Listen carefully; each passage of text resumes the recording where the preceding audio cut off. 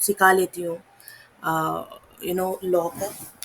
तो I work with रिस्पेयर academy. तो यहाँ पे हमारे डेली सेशंस होते हैं, रेगुलर बैच के और वीकेंड बैच के, विथ आर क्वालिफाइड इंस्ट्रक्टर्स जो पढ़ाते हैं, बहुत अच्छा पढ़ाते हैं। तो और मैं कभी कभी अपनी आवाज़ सुनाने के लिए कभी कभी बीच बीच में सेशंस ले लेती हूँ। तो if you guys want to enroll or want to know more about the sessions या टाइमिंग या एनीथिंग, तो आप ज़रूर हमारे एडमिशन टीम्स को कांटेक्ट कर सकते हैं। जहाँ से आपको ये लिंक मिले उसी नंबर पे आप कांटेक्ट कर सकते हो। ठीक है। So let's start with company law. ठीक है। तो आप बोलोगे मैम पहले दिन पे रिवीजन शुरू कर रहे हो। तो रिवीजन का स्लाइड मैं इसलिए इस्तेमाल कर रही हूँ बिकॉज बेसिकली जब हम रिवीजन करते हैं तो पूरा जो कंसाइज वे में एक प्रेजेंटेशन बनाते हैं, जैसे कि आपने देखा 50 स्लाइड्स है उसमें। तो वो स्लाइड्स मदद करेगी मुझे एक ब्रीफ इंट्रोडक्शन देने के लिए, बिकॉज इंट्रोडक्शन जो आज मैं आप लोगों को कंपनी लॉ का देने वाली हूँ, it is not going to be limited to a particular topic. ठीक है। So it is going to be overall पूरा कंपनी लॉ का। ठीक है, कि कंपनी लॉ एग्जैक्टली होता क्या है, कंपनी लॉ में हम क्या पढ़ने वाले हैं या क्या क्या चीज़ें होती हैं, जो इवन फॉर एग्जांपल अगर आप CA CS के बैकग्राउंड से नहीं हो, कंपनी के बारे में कभी पता नहीं है, तो भी आपको ये पता चल जाएगा। अब कंपनी के डेफिनेशन से शुरू करते हैं। ठीक है। तो अगर पहले ये देखो, ये समझ लो कि पहले हम 1986 का कंपनीज एक्ट पढ़ते थे, लेकिन 2013 में जो पुराना कंपनीज एक्ट है उसको रिपील कर दिया गया, मतलब उसको यूज ही नहीं करना है। ठीक है। रिपील और अमेंडमेंट में फ़र्क होता है। अमेंडमेंट का मतलब क्या होता है, उसी एक्ट में जब आप चेंजेस करते हो उसको अमेंडमेंट बोलते हैं। रिपील का क्या मतलब है, पहले वाले को पूरा निकाल दो और एक नया बना दो। ठीक है। तो वो वैसे ही कंपनीज एक्ट 2013 में नया बनाया गया।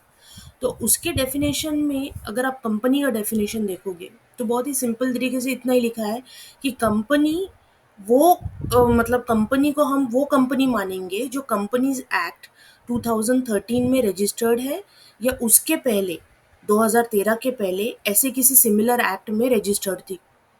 तो एग्जैक्ट डेफिनेशन कंपनी का क्या होता है ये तो हमें कंपनीज एक्ट में बताया नहीं। उन्होंने सिर्फ इतना बताया कि भाई अगर कोई कंपनी इस एक्ट के अंडर रजिस्टर्ड है तो वो कंपनी है। ठीक है। या इसके पहले जो एक्ट था उसके अंडर अगर रजिस्टर्ड है तो वो कंपनी है, और दूसरे कोई कंपनी नहीं है। लेकिन अगर इनका इसका डेफिनेशन समझना है कंपनी का, तो हमें ये समझना पड़ेगा कि कंपनी जो है ये एक लीगल पर्सन है, ये एक नेचुरल पर्सन नहीं है। अब तुम बोलोगे कि मैम ये डिफरेंस क्या है। देखो, नेचुरल पर्सन तो हम लोग हैं, ह्यूमन बीइंग्स हैं, हम तुम हैं। ठीक है। तो और जो कंपनी होती है, तो हम जो ह्यूमन बीइंग्स है, हम नेचुरल पर्सन भी है और लीगल पर्सन भी है। क्यों? बिकॉज भाई हमारे पास एक बॉडी है, चलती फिरती बॉडी, जिसको लेके हम यहाँ से वहाँ, वहाँ से यहाँ घूम रहे हैं। ठीक है। सो फिजिकल बॉडी है हमारी। और सो लाइक आई सेड, तो हम ह्यूमन बीइंग्स हैं। और लीगल पर्सन इसलिए बिकॉज हमारे पास लीगल राइट्स भी हैं। ठीक है। लॉ के नज़रों में हम एक पर्सन है। कंपनी एक नेचुरल पर्सन नहीं होती है, लेकिन कंपनी एक लीगल पर्सन होती है। मतलब हाँ, उसके पास ऐसे चलती फिरती ऐसे हड्डियों की बॉडी नहीं है जैसे हमारे पास है। ठीक है। हड्डियों का ढांचा बोलते हैं ना वो, तो ये हड्डियों का ढांचा नहीं है उसके पास। ठीक है। लेकिन लॉ के नज़रों में जो राइट्स हमें, तुम्हें, हम सबको मिलते हैं वो कंपनी को भी मिल रहे हैं। ठीक है। तो क्या है ये राइट्स, ऑब्वियसली हम जानेंगे। लेकिन ये जो केस था, ये बोला गया था STC वर्सेस CTO में। तो STC वर्सेस CTO ने क्या बोला था, STC का फुल फॉर्म है स्टेट ट्रेडिंग कॉरपोरेशन। ठीक है। वर्सेस STC वर्सेस CTO, एकदम फेमस केस है। इसमें उन्होंने ये बोला था कि जो कंपनी है, ठीक है, company is a legal person. ठीक है। कंपनी एक लीगल पर्सन है, but it is not a citizen. लेकिन ये सिटीजन नहीं है, मतलब कंपनी वोट नहीं कर सकती। कंपनी के पास कोई भी सिटीजन के जो राइट्स हमें कॉन्स्टिट्यूशनल ने दिए हैं, या सिटीजनशिप एक्ट 1955 देता है, वो कंपनी के पास नहीं है। लीगल पर्सन है ये, ठीक है। लीगल पर्सन क्यों है? बिकॉज कुछ कैरेक्टरिस्टिक्स है, जैसे फॉर एग्जाम्पल, क्या आप अपने नाम पे प्रॉपर्टी खरीद सकते हो? क्या खरीद सकते हो? हाँ या ना तो बोल दो। यस। खरीद सकते हो। क्या कंपनी अपने नाम पे प्रॉपर्टी खरीद सकती है? यस। ठीक है। Yes ma'am. क्या कंपनी अपने नाम पे प्रॉपर्टी बेच सकती है? यस। Yes ma'am. ठीक है। अगर कंपनी ने आपके साथ कुछ धोखा किया, कोई कॉन्ट्रैक्ट को ब्रीच किया, तो क्या आप उसको सू कर सकते हो? यस। Yes ma'am. क्या आपके किसी दूसरे बंदे ने आपके साथ कॉन्ट्रैक्ट किया और धोखा दे दिया और ब्रीच कर दिया, क्या आप उसको सू कर सकते हो? यस। कर सकते हो। क्या सामने वाला आपको सू कर सकता है? यस। वैसे ही सामने वाला भी कंपनी को सू कर सकता है, कंपनी भी सू कर सकती है, सामने वाला भी कंपनी को सू कर सकता है। कल आपको नहीं लगा कोई प्रोडक्ट या किसी ने सर्विस ठीक तरह से नहीं दी, तो हमने कंज्यूमर प्रोटेक्शन एक्ट में देखा था, आप सू कर दो उनको कि नो नहीं दे रही है ठीक तरह से सर्विस हमें, ठीक है, नहीं प्रोवाइड कर रहे हैं सर्विस ठीक तरह से, ठीक है। तो कुछ ऐसे फीचर्स होते हैं, ठीक है, जैसे प्रॉपर्टी से रिलेटेड हो गया, लाइक किसी को कॉन्ट्रैक्ट से रिलेटेड हो गया, जो राइट्स आपको है, आपको अवेलेबल है, वो कंपनी को भी अवेलेबल है। तो कंपनी का जो डेफिनेशन देखो, जैसे मैंने बोला, कंपनी के डेफिनेशन जो एक्ट में लिखा है, उन्होंने सिर्फ इतना ही बोला है कि अगर कोई कंपनी है जो कंपनीज एक्ट के अंडर रजिस्टर होती है, उसको हम कंपनी बोलेंगे, ठीक है। कोई लीगल एंटिटी जो है वो, if it is incorporated under companies act 2013, that is a company, ठीक है। बट अगर इसको समझना है तो याद ये समझो कि it is a legal person. और लीगल पर्सन की डेफिनेशन हमने आईपीसी में भी पढ़ी थी, ठीक है। लीगल पर्सन की डेफिनेशन हमने क्या देखी थी आईपीसी में, कि ऐसे ऐसे कोई पर्सन जिसको एक लीगल एंटिटी मिली है, ठीक है, जो एक नेचुरल पर्सन हो सकता है। कौन कौन हो सकता है? एक नेचुरल पर्सन हो सकता है, एक ग्रुप ऑफ पीपल हो सकता है, ठीक है, एक सोसाइटी हो सकती है, रजिस्टर्ड सोसाइटी हो सकती है, ठीक है। And it could also be a company, whether associated or not, ठीक है, वेदर एसोसिएटेड और नॉट। तो याद रखना, company is nothing but it is just a separate legal entity, ठीक है। कंपनी एक सेपरेट लीगल एंटिटी है। आई शॉट करके दो आए हैं, पता नहीं कौन है दो। ओके, चलो। अब ये समझो, ये हमने कंपनी के बारे में समझा, हमने एक केस भी देख लिया, केस लॉ है ये, state trading corporation versus commission of tax officer, ऐसा कुछ तो है उसका केस का नाम, उसको बहुत शॉर्ट में बोलते हैं एसटीसी वर्सेस सीटीओ, ठीक है। इसमें उन्होंने क्लियरली मेंशन किया था कि कंपनी लीगल पर्सन है लेकिन कंपनी सिटीजन नहीं है, ठीक है। क्यों सिटीजन नहीं है? जैसे कि हमारा जो आर्टिकल 14 होता है, आर्टिकल 14 क्या है? क्या है article 14? Right to equality. Right to equality. क्या राइट टू इक्वालिटी का आर्टिकल 14 जो है, is it only available for citizens और या सबके लिए अवेलेबल है? पढ़ा है कॉन्स्टिट्यूशन में, कुछ ऐसे फंडामेंटल राइट्स होते हैं जो सबके लिए अवेलेबल होते हैं, ठीक है। जैसे सबके कि लिए मैडम। सबके लिए है, श्योर हो? हाँ, कल अगर कोई यूके से मैम। आता है और तुम आ रहे हो, और तुम दोनों किसी जॉब के लिए अप्लाई कर रहे हो, ठीक है, या किसी टेंडर के लिए अप्लाई कर रहे हो, तो तुमको लगता है कि दोनों को बराबर इसके लिए रखा जाएगा, तुम्हें इंडियन सिटीजन यस होने का कोई फायदा नहीं होगा? मैम, जब तक वो आदमी इंडियन टेरिटरी के अंदर है तो उसे आर्टिकल 14 मिलेगा मैम। नहीं, ठीक है। आर्टिकल 14 जो है ना, वो ओनली सिटीजन्स के लिए अवेलेबल होता है, ठीक है। मतलब है कि देखो कैसे होता है कि अगर फंडामेंटल राइट जो है अगर आपका वॉयलेट होता है, तो आप रिट पिटिशन डाल दोगे, ठीक है। बराबर है कि नहीं, कि आपके पास वो प्रोविजन है कि आप रिट रिट डाल सको, ठीक है। तो लेकिन अगर आर्टिकल 14 आपने नॉन सिटीजन्स को भी दे दिया, तो क्या हो जाएगा कि कुछ जो ऐसी चीज़ें हैं जहाँ पे जैसे कि कुछ ऐसे पोजीशंस हैं, ठीक है, जैसे पब्लिक ऑफिस में फॉर एग्जांपल पोजीशंस है जहाँ जो सिर्फ सिटीजन ऑक्यूपाई कर सकता है, जिसका मतलब जिसको आपने राइट टू इक्वालिटी नहीं रखा, ठीक है, वो पोजीशंस के लिए आपने बोला है कि नहीं ये पोजीशन सिर्फ इंडियन सिटीजन ही कंटेस्ट कर पाएंगे, ये चीज़ें सिर्फ इंडियन सिटीजन्स ही ले पाएंगे, ठीक है, जैसे कि हमारा आर्मी आर्मी या डिफेंस हो गया, डिफेंस में एक नॉन सिटीजन पार्टिसिपेट नहीं कर सकता, ठीक है, उसमें सिर्फ सिटीजन जा सकता है। तो कल क्या एक नॉन सिटीजन जो यूके से आता है, क्या कल वो रिट पिटिशन डाल पाएगा या कल वो बोल पाएगा कि देखो आर्टिकल 14 मेरे लिए अवेलेबल नहीं कर रहे, ये तो राइट टू इक्वालिटी के मुझे इक्वल अपॉर्चुनिटी नहीं प्रोवाइड हो रही है इंडिया के डिफेंस में जाने की, क्योंकि इसलिए राइट टू इक्वालिटी का जो आर्टिकल है, ठीक है, राइट, ये जो फंडामेंटल राइट है ये नॉन सिटीजन्स को अवेलेबल नहीं है। आर्टिकल 19 जो है, ठीक है, जो राइट टू फ्रीडम है, क्या ये नॉन सिटीजन्स को अवेलेबल है? Yes. ठीक है, तो ये है क्यों?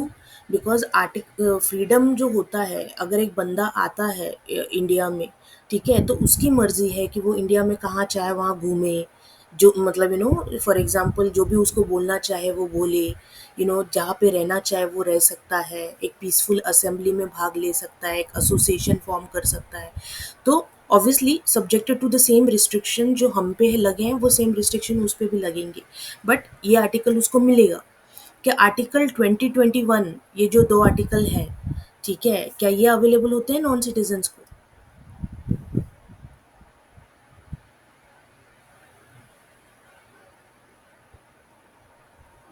क्या ये अवेलेबल होंगे नॉन सिटीजन्स को? मैम मैंने एक रीड किया था, खाली 5 आर्टिकल्स सिटीजन्स को अप्लाई होते हैं। 15, एक 16, 19, 29 and 30।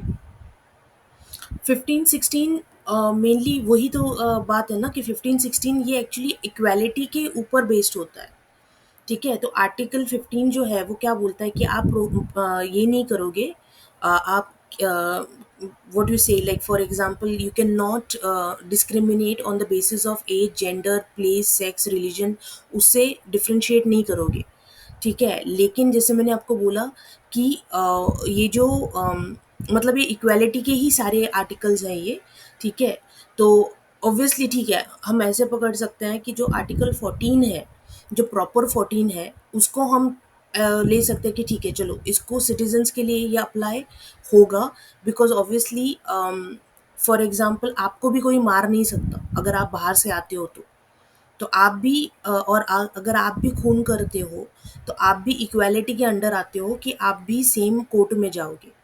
So in a sense may be your right, ठीक है, कि आर्टिकल 14 हम बोल सकते हैं कि ठीक है वो सिटीजन्स के लिए अप्लाई होगा, लेकिन जो इक्वालिटी के प्रोविजंस है, जो 15 एंड 16 की आप बात कर रहे हो, यही वो प्रोविजंस है जिसके बारे में मैं बात कर रही थी, कि जो जब हम आर्मी के जॉब्स के बारे में बात करते हैं तो आर्टिकल 16 जो है वो वॉयलेट हो जाता है, क्योंकि आर्टिकल 16 क्या बोलता है कि एम्प्लॉयमेंट अपॉर्चुनिटीज सबको इक्वल प्रोवाइड करो, लेकिन क्या हम नॉन सिटीजन्स को ये अपॉर्चुनिटीज़ प्रोवाइड करते हैं? ऑब्वियसली नहीं, बिकॉज वो सिर्फ हमारे सिटीजन्स के लिए होते हैं।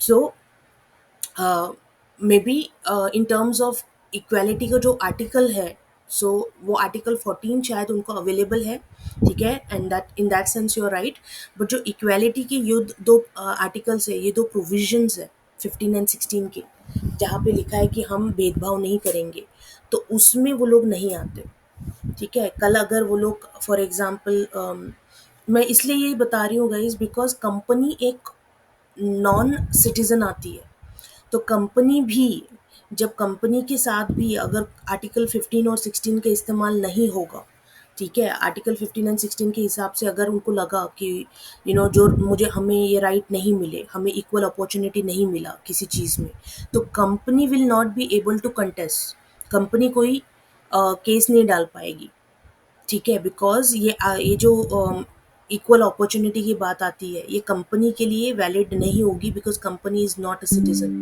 लेकिन कंपनी के लिए आर्टिकल 19 जो है वो वैलिड होगा, ठीक है, मतलब कंपनी अगर कोई फॉर एग्जांपल कहीं पे कोई जगह पे फॉर एग्जांपल कुछ कंपनी बनाना चाहे या प्रॉपर्टी खरीदना चाहे या कुछ खरीदना चाहे तो वो कर पाएगी।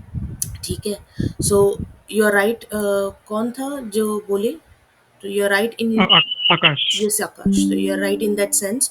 तो इक्वालिटी का जो आर्टिकल 14 है वो सबको लगेगा, बट इक्वालिटी के जो प्रोविजंस है 15 एंड 16 में, ठीक है, तो वो उनको नहीं लगेंगे। So let's write us down. तो कौन से वाले आर्टिकल है आकाश जो सिटीजन को नहीं लग रहे हैं, नॉन सिटीजन को? 15, नॉन सिटीजन को नहीं लग रहे हैं। Article 15, 16, article 16 19। नॉन सिटीजन को नहीं लग रहे हैं। हाँ मैम, वो freedom of speech and expression नहीं लग रहे। उनके पास तो freedom of speech and expression होता है। ओके, आर्टिकल 15 एंड 16 याद रखना। फिलहाल आर्टिकल 19 जहाँ तक मुझे याद है उनको मिलता है, बिकॉज आप किसी सिटीज़न को रोक नहीं सकते हैं इन टर्म्स ऑफ लाइक अगर वो कहीं घूमना चाहे या कुछ बोलना चाहे, अनलेस वो लॉ के मतलब किसी बंदे के अगेंस्ट कुछ नहीं बोल रहा है। तो जो रिस्ट्रिक्शंस है जो हमें और तुम पे है, जैसे आज हम किसी के बारे में कुछ गलत नहीं बोल सकते, हम पे डिफामेशन का केस लग जाएगा, सेम रूल उस पे अप्लाई होता है। वो भी किसी के बारे में कुछ गलत नहीं बोल सकता, ठीक है, क्योंकि सेम सेम रूल उसके बारे में अप्लाई होता है, लेकिन वो भी अपने ओपिनियन रख सकता है। तो उसको है freedom of speech and expression. ठीक है। मैम एक चीज था, फॉरेनर मतलब right to reside in India नहीं कर सकता आर्टिकल 19 के अंडर क्लेम। हाँ, मतलब लेकिन आर्टिकल 19 का जो रिसाइड इन इंडिया का बात हो रहा है ना, so it does not say about permanent residents. तो अगर कोई बंदा आता है तो अगर वो ताज होटल में रुकेगा या ओबराय में रुकेगा, कहीं रुकेगा, ये उसका फ्रीडम है। वो फ्रीडम जो उसको प्रोवाइड किया गया है by the constitution of India. ठीक है, इसलिए आर्टिकल 19 जो है वो नॉन सिटीजन्स को भी अवेलेबल है।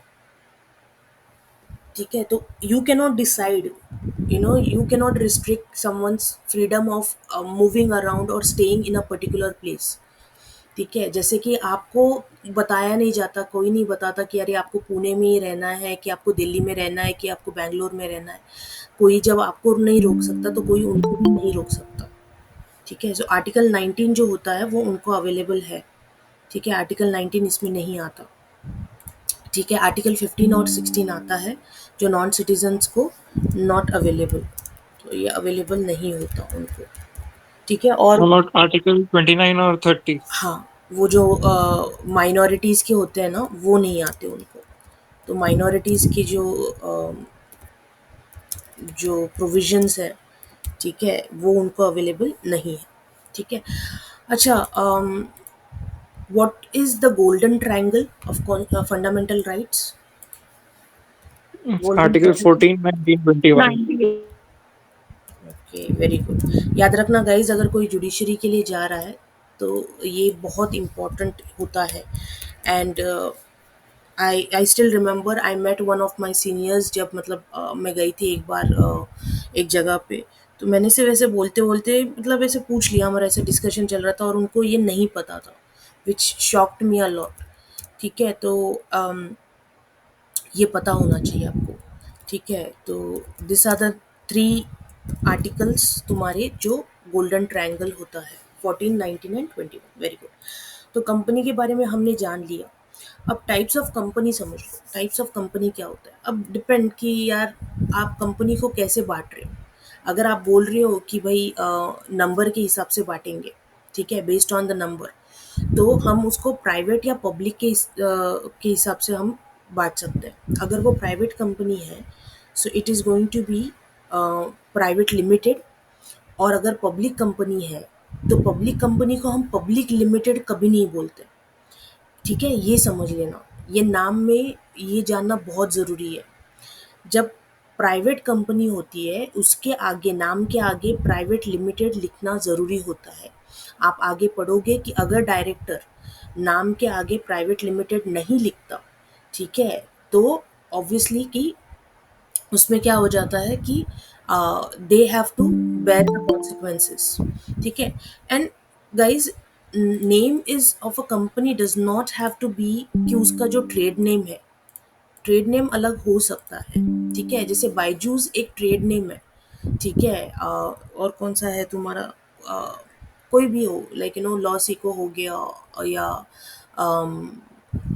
ये कोई भी एकेडमी जब बनती है तो ये ट्रेड नेम होता है, ठीक है। इनके पीछे एक प्राइवेट कंपनी अलग होती है, ठीक है। तो प्राइवेट कंपनी इज समथिंग जो आगे मतलब which is company which is registered under the companies act, और वो नाम को आसान रखने के लिए, ठीक है, लाइक एक ट्रेड नेम बनाती है जिससे वो ऑपरेट करती है, ठीक है। तो प्राइवेट कंपनी अगर हो, तो प्राइवेट कंपनी का why we are saying on the number of member, because एक प्राइवेट कंपनी बनाने के लिए मिनिमम आपको 2 लोगों की ज़रूरत होती है। जब तक आपके पास 2 लोग मिनिमम नहीं है, आप प्राइवेट कंपनी नहीं बना सकते। इसका सिर्फ एक ही एक्सेप्शन है, that is 1 person company.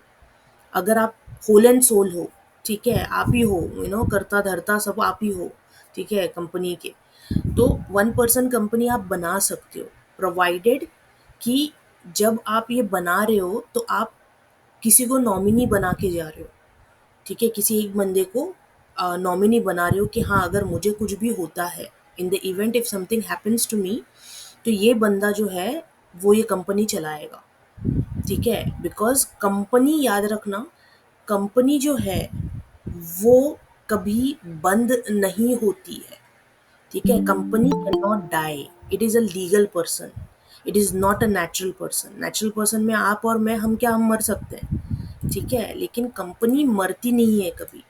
Company को हमें क्लोज डाउन करना पड़ता है, कंपनी को हम वाइंड अप करना पड़ता है, ठीक है। एक बहुत अच्छा फ्रेज है कंपनी के बारे में कि कंपनी का अगर बोर्ड ऑफ डायरेक्टर की मीटिंग चल रही है और वहाँ पे अगर हेलोजन बॉम्ब अगर एक्सप्लोड हो जाता है, ठीक है, और सभी मर जाते हैं, सारे बोर्ड ऑफ डायरेक्टर मर जाएंगे, फिर भी कंपनी मरेगी नहीं, ठीक है। कंपनी फिर भी जिंदा रहेगी, उनके जो लीगल रिप्रेजेंटेटिव्स हैं वो कंपनी को चलाएंगे, ठीक है। तो कंपनी तब तक मरती नहीं, ठीक है, जब तक कि उसको प्रॉपर प्रोसेस से बंद नहीं किया जाता, ठीक है। तो रिमेंबर दिस, इसी वजह से जो 1 पर्सन कंपनी है उसमें एक नॉमिनी मतलब अपॉइंट करना कंपलसरी होता है, ताकि जो मेन बंदा है अगर वो मर गया, ठीक है, जिसकी कंपनी है, तो कंपनी तो बंद होगी नहीं, तो कौन इसको चलाएगा, तो वो नॉमिनी जो होगा, ठीक है। तो लॉ की नज़रों में अब वो नॉमिनी जो होगा वो कंपनी को चलाएगा, ठीक है। तो कंपनी का पूरा जो भी ऑपरेशंस है वो संभालेगा। तो प्राइवेट में कितने चाहिए, मिनिमम 2, ठीक है, मिनिमम 2 मेंबर चाहिए। मैक्सिमम कितने हो सकते हैं, तो 200, ठीक है। 200 से ज़्यादा आप एक प्राइवेट कंपनी में मेंबर्स नहीं रख सकते हो। पब्लिक कंपनी में जो मिनिमम नंबर ऑफ मेंबर चाहिए वो 7 है। तो जब तक आपके पास 7 लोग नहीं आ जाते, 7 मेंबर नहीं हो जाते, तब तक आप एक पब्लिक कंपनी शुरू नहीं कर सकते। और उसका मैक्सिमम कितना है, अनलिमिटेड, ठीक है। मैक्सिमम पे देयर इज़ नो कैप, ठीक है, ये समझ लेना। तो हमने प्राइवेट एंड पब्लिक कंपनी में 2 चीज़ें डिफरेंट समझ ली। एक हमने क्या बोला कि इनके मिनिमम मेंबर कितने होने चाहिए, प्राइवेट में 2, पब्लिक में 7, और मैक्सिमम कितने होने चाहिए, प्राइवेट में 200 और पब्लिक में there is no cap. Private company को आप कैसे लिखोगे, उसके नाम के आगे आपको प्राइवेट लिमिटेड लिखना पड़ेगा। पब्लिक कंपनी को आप कैसे लिखोगे, पब्लिक कंपनी के आगे आप सिर्फ लिमिटेड लिखते हो, पब्लिक लिमिटेड नहीं लिखते हो, ठीक है। तो आप अगर एक कंपनी देखते हो जिसमें सिर्फ लिमिटेड लिखा है, तो यू शुड नो नाउ इस सेशन के बाद कि वो कंपनी पब्लिक कंपनी है, ठीक है। आपको ये सेशन से एटलीस्ट इतना तो टेक अवे लेके जाना चाहिए कि वो कभी पब्लिक लिमिटेड नहीं लिखेंगे, वो हमेशा लिमिटेड लिखेंगे, ठीक है, अपने नाम के आगे। हाँ विपुल जी बोलिए। मैम एलएलपी में और प्राइवेट में क्या डिफरेंस है? एलएलपी इज अ पार्टनरशिप, तो इट इज़ लिमिटेड लायबिलिटी की पार्टनरशिप होती है ना, वो एलएलपी होती है।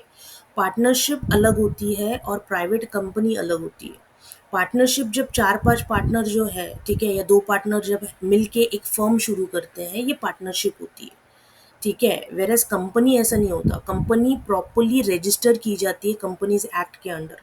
पार्टनरशिप को आप पार्टनरशिप एक्ट के अंडर रजिस्टर कर सकते हो या नहीं करते हो तो भी फर्क नहीं पड़ता। ठीक है, पार्टनरशिप में ये होता है कि आप चार पार्टनर हो, जैसे कि आप, मैं से अंकिता जी और से आकाश, हमने चार ने मिलकर एक लॉ फॉर्म बनाने का सोचा। तो हम चार जो लोग होंगे वो पार्टनर्स होंगे। ठीक है, तो हमने शुरू कर दिया, हम पे पार्टनरशिप एक्ट के सारे रूल्स लगेंगे। अगर फॉर एग्जांपल प्रॉपर्टी कुछ खरीदनी है या बेचनी है या जो भी लॉ फर्म्स के लिए कुछ करना है, किसी और को पार्टनर बनाना है या किसी को शेयर्स अलॉट करने, ये सारा चीज़ हम चार पार्टनर मिलके डिसाइड करेंगे। ठीक है, और उसी हिसाब से हम कर देंगे। अगर लॉस होता है तो लॉस भी हम चारों मिलके बेयर कर लेंगे। ठीक है, तो पार्टनरशिप जो होती है ना वो बहुत ईज़ होती आती है, अच्छा हो जाता है कम for few number of people to start.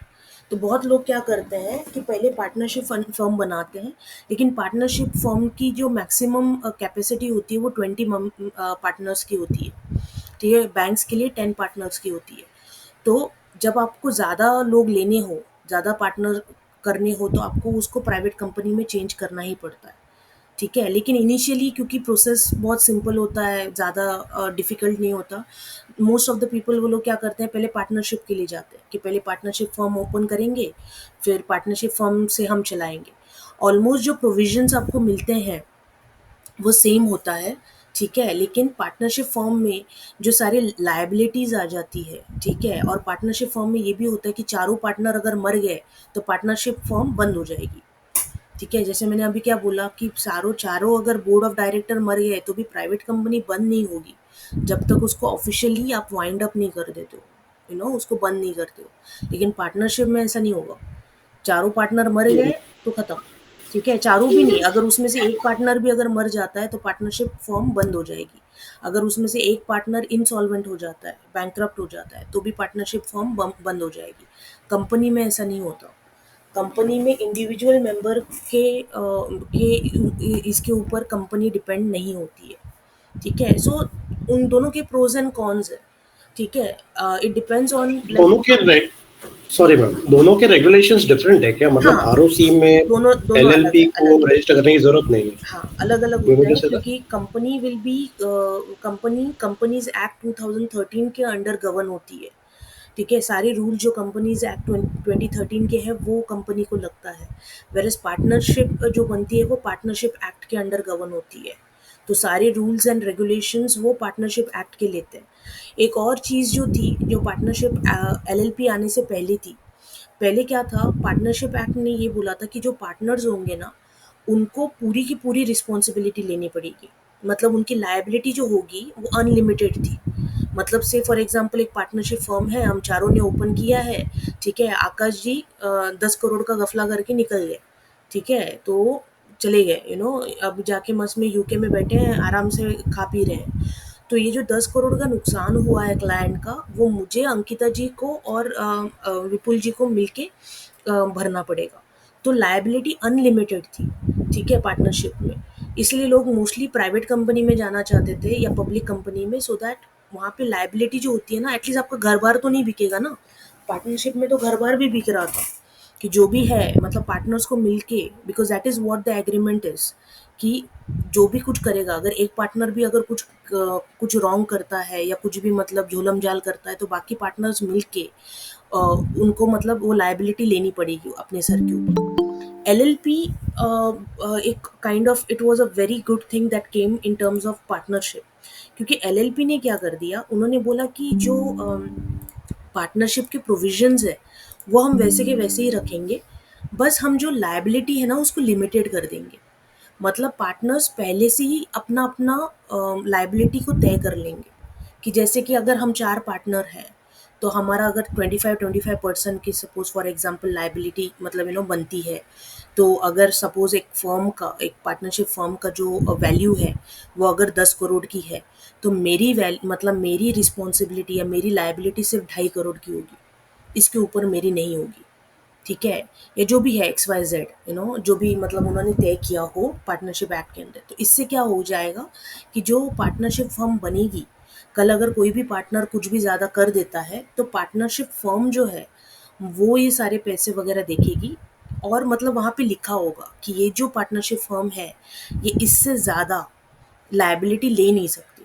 मतलब कल अगर आपके पास, आप एक बैंक वाले हो और आपके पास एक एलएलपी से एक पार्टनर आता है, ठीक है, आकाश जी आते हैं आपके पास, ठीक है, बोलते हैं कि अरे हमें लोन चाहिए, हमें पार्टनरशिप बढ़ाना है या कुछ एक्सपांशन करनी है तो हमें लोन चाहिए।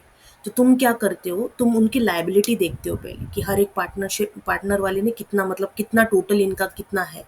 तो अगर वहाँ पे 10 करोड़ लिखा है, ठीक है, या 1 करोड़ लिखा है, तो आप उनको 1 करोड़ ही देते हो लोन में, उससे ज़्यादा नहीं देते हो। तो इससे बेनिफिट क्या होता है, इससे बेनिफिट ये होता है कि कल अगर फॉर एग्जांपल अगर वो लेके उड़नछू भी हो जाता है, तो एज एन आउटसाइडर जो आपने डेप मतलब आपने क्रेडिट दिया है ना उसको, तो वो आप बाकी पार्टनर से वसूल कर पाओगे और वो ये भी नहीं बोल पाएंगे कि नहीं नहीं हम नहीं देंगे, हमने तो इतना कमिट ही नहीं किया था।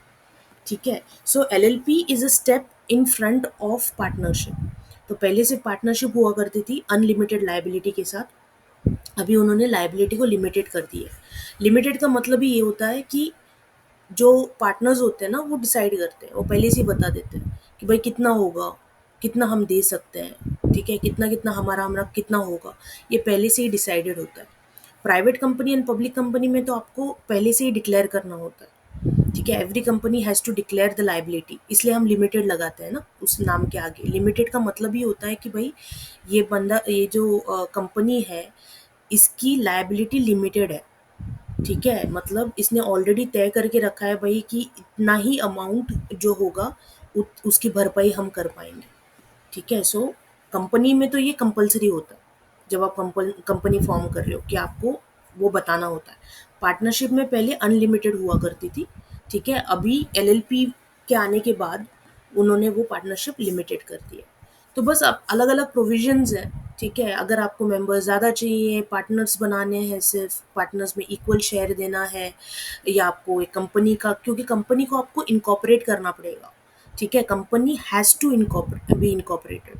कंपलसरी है कि आपको कंपनी अगर बनानी है तो आरओसी के पास जाके पूरा इनकॉर्पोरेशन उसको करना पड़ेगा। पार्टनरशिप में कंपल्शन नहीं है, आप रजिस्टर करा सकते हो अपने पार्टनरशिप को या नहीं कराओगे तो भी चलेगा, ठीक है। तो you can register your partnership with the under the partnership act, ठीक है। आगे हम डिफरेंसेस और उसके बारे में पढ़ेंगे, डोंट वरी। तो thank you ma'am. Based on liability, तो कंपनी की लायबिलिटी बेस कैसे होती है, या तो लिमिटेड बाय शेयर्स, तो शेयर्स लेते समय वहाँ पे लिखा होगा, जैसे कि आज हम लोग जब शेयर्स खरीदते हैं, ठीक है, तो अगर फॉर एग्जांपल शेयर है आपका 1000 रुपये का एक आ रहा है, आपने सिर्फ 500 रुपये भरे, ठीक है, और वो कंपनी सपोज डूब गई, ठीक है, कंपनी जो है बैंकरप्ट हो गई, तो आपको कितना देना पड़ेगा, और क्या आपका घर बार बिकना पड़ेगा आपको? 500। आपको सिर्फ 500 और देने पड़ेंगे ना, बिकॉज आपने शेयर ही उतना खरीदा है, ठीक है। एज अ शेयर होल्डर आपकी लायबिलिटी बहुत लिमिटेड है, ठीक है। आप बोल रहे हो कि ठीक है मैंने सिर्फ एक शेयर खरीदा था, 1000 का था, मैंने 500 भरे हैं, मुझे 500 और देने, ठीक है। So that is limited by shares, हमने शेयर से लिमिटेड कर दिया। लिमिटेड बाय गारंटी क्या हो जाता है कि जब कंपनी बन रही होगी ना, तो जो इनिशियल शेयर होल्डर्स होते हैं, ठीक है, जो कंपनी को बना रहे होते हैं, जो कंपनी को मतलब प्राइमरी मेंबर्स, हमने बोला ना कि अभी पब्लिक के लिए 7 मेंबर्स की ज़रूरत है, तो ये लोग ऑलरेडी एमओए में जो मेमोरेंडम होता है उसमें गारंटी दे के अपनी लाइबिलिटी को लिमिटेड कर देते हैं कि इतना ही है हमारा, ठीक है। और ये इम्पॉर्टेंट है बहुत ज़्यादा, बिकॉज क्यों इम्पॉर्टेंट है, बिकॉज कल फॉर एग्जांपल ये लोन लेने के लिए जाते हैं, ठीक है, अपने कंपनी के लिए, तो लोन देने वाला ये ज़रूर देखेगा कि इन्होंने कितनी गारंटी दी है, और उतनी ही गारंटी का अमाउंट उनको अलाउड होता है लेने के लिए। उससे ज़्यादा अगर सामने वाला अगर लोन दे देता है, ठीक है, और ये कंपनी वाले लेके भाग जाते हैं, तो इसमें गलती किसकी पकड़ेंगे हम, किसकी पकड़ेंगे? अगर मैं आपको बोल रही हूँ कि देखो हाँ इतना ही मुझे अलाउड है करना, और आपने बोला अच्छा अच्छा ठीक है कोई नहीं मैं देता हूँ ना ज़्यादा, ठीक है, और बाद में मैं लेके वो पैसे भाग गई, तो गलती किसकी है? बैंक की। बैंक की है ना, ठीक है, क्योंकि यार मैं तो थी मिसेस क्या मिस नटवरलाल, ठीक है, मैं तो धोखा देने के लिए बैठी थी, तुमको तो पढ़ना चाहिए था। हमने जब लिखा था गारंटी में कि इतना ही दे सकते हो, तो तुमने क्यों ज़्यादा दिया? ठीक है, तो याद रखना ये आगे आप पढ़ोगे तो आपको ये गारंटी का कॉन्सेप्ट और क्लियर हो जाएगा। बट लिमिटेड बाय गारंटी होता है company on basis of incorporation. तो अगर स्टैट्यूटरी कंपनी है, स्टैट्यूटरी कंपनी का मतलब क्या है, वो कंपनी जो किसी एक्ट के अंडर बनी है। आप पार्लियामेंट ने कोई लॉ बनाया, कोई एक्ट बनाया, कोई स्टैट्यूट बनाया, और उसको गवर्न करने के लिए, उसको चलाने के लिए अगर जो कंपनी बनी जाती है उसको स्टैट्यूटरी कंपनी बोलते हैं। जैसे कि तुम्हारा LIC हो गई, SBI हो गया, RBI हो गया। रजिस्टर्ड कंपनी वो कंपनीज होती है जो हमने अभी देखा, जो कंपनीज एक्ट के अंडर रजिस्टर हो जाती है, ROC के साथ रजिस्टर कर लेते हैं। जैसे कि टाटा मोटर्स हो गया, रिलायंस हो गया, विप्रो हो गया, जितने भी कंपनीज आपको पता है, ठीक है। एक होता है तुम्हारा चार्टर्ड कंपनी। चार्टर्ड कंपनी अभी हमारे पास नहीं है, पहले हुआ करती थी। तो ये कंपनी जो होती है वो रानी के अंडर होती है, ठीक है, जो रॉयल चीज़ के अंडर गवर्न होती है, जैसे कि ईस्ट इंडिया कंपनी हुआ करती थी। ऑन बेस्ड ऑफ नेशनैलिटी, तो अगर कंपनी जो है वो इंडिया में इनकॉर्पोरेट होती है, ठीक है, तो उसको हम डोमेस्टिक बोलते हैं। अगर कंपनी जो है फॉरेन में इनकॉर्पोरेट हुई है, ठीक है, और उनका एक ब्रांच जो है, ठीक है, वो इंडिया में ओपन हुआ है या फ्रेंचाइजी ओपन हुई है, तो ये फॉरेन कंपनी होती है। तो डोमेस्टिक कंपनी का एग्जांपल अगर देना है तो महिंद्रा कंपनी हो गई, तुम्हारी रिलायंस हो गई, टाटा मोटर्स हो गई। फॉरेन कंपनी का एग्जांपल देना है तो अमेजॉन हो गया, एप्पल हो गया, मैकडॉनल्ड्स हो गया। तो ये फॉरेन कंपनीज हैं। And lastly, on the basis of control और ओनरशिप, तो कंपनी या तो होल्डिंग कंपनी होती है या सब्सिडरी कंपनी होती है। अब इनमें डिफरेंस क्या है, ठीक है, इनमें डिफरेंस ये है कि से सपोज एक फ्रेंचाइजी बन रही है, ठीक है, या एक कंपनी दूसरे कंपनी के अंडर काम कर रही है, ठीक है, तो जिस कंपनी के पास दूसरी कंपनी का 51% शेयर होता है, या उसके पास उनके they have the right to control the affairs of the other company, ठीक है, तो वो होल्डिंग कंपनी बन जाती है। और वो दूसरी कंपनी जो होती है वो सब्सिडरी कंपनी बन जाती है, ठीक है। तो ये पेयर में होता है, ठीक है। अगर कोई होल्डिंग कंपनी है तो उसकी एक सब्सिडरी कंपनी होगी ही, और अगर कोई एक सब्सिडरी कंपनी है तो उसकी होल्डिंग कंपनी ज़रूर होगी, ठीक है।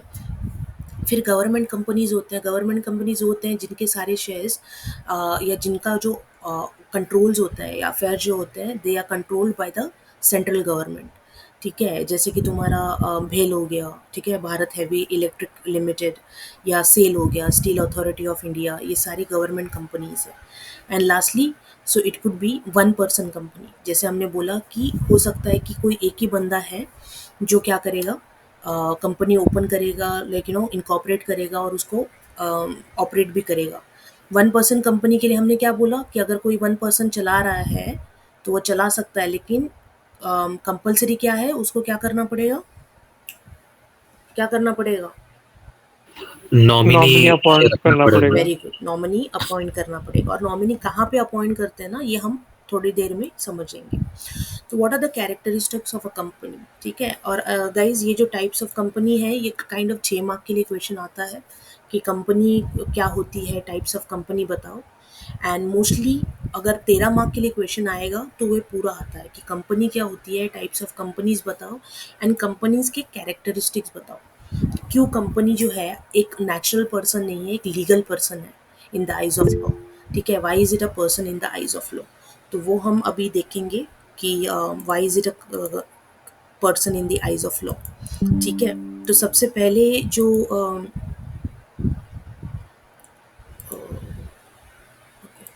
तो सबसे पहले जो चीज़ है, ठीक है, वो है सेपरेट लीगल एंटिटी।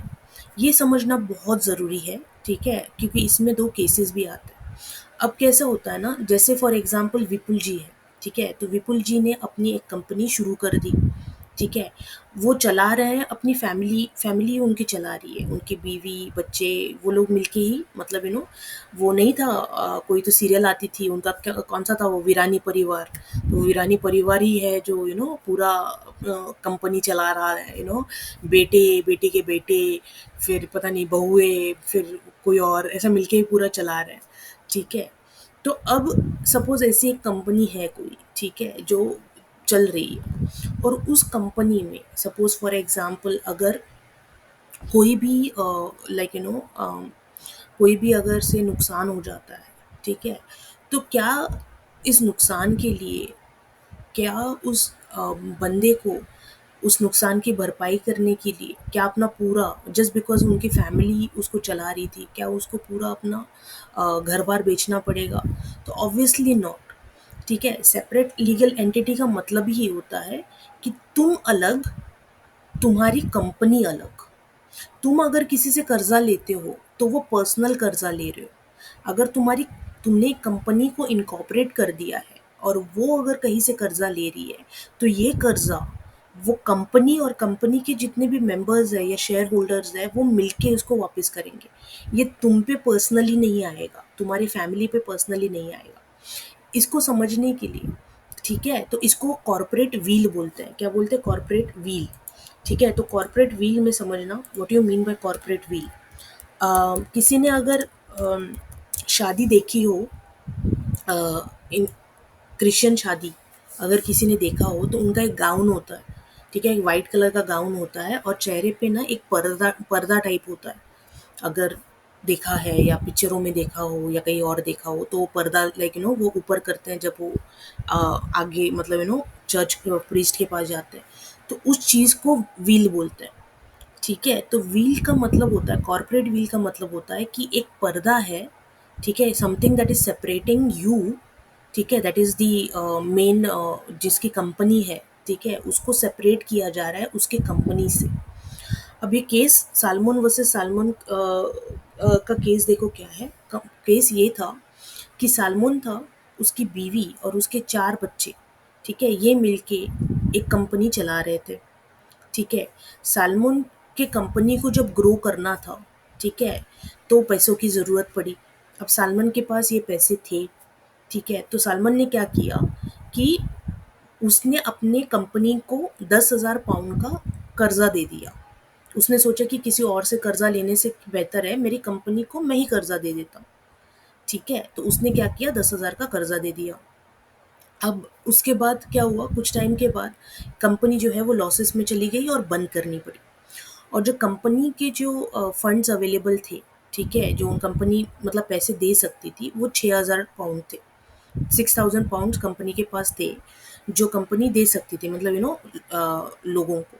तो सालमन बोला कि मुझे 10,000 देने हैं कंपनी को, तो ये 6,000 मैं ले लेता हूँ। तो बाकी के जो शेयर होल्डर्स थे उन्होंने एक्चुअली केस कर दिया। उन्होंने ये बोला कि यार सालमन कैसे ले सकता है, मतलब साल भले कंपनी जो है सालमन की है, उनकी फैमिली की है, ठीक है, लेकिन भाई हम भी सारे शेयर होल्डर्स हैं। ठीक है, और अगर मतलब ये कुछ पैसे आते हैं तो वो हम सबको मिलने चाहिए, हम सब शेयर होल्डर्स हैं, बराबर मिलने चाहिए। ये कैसे उस पैसों को क्लेम कर रहा है? ठीक है, तो ये केस कोर्ट में गया।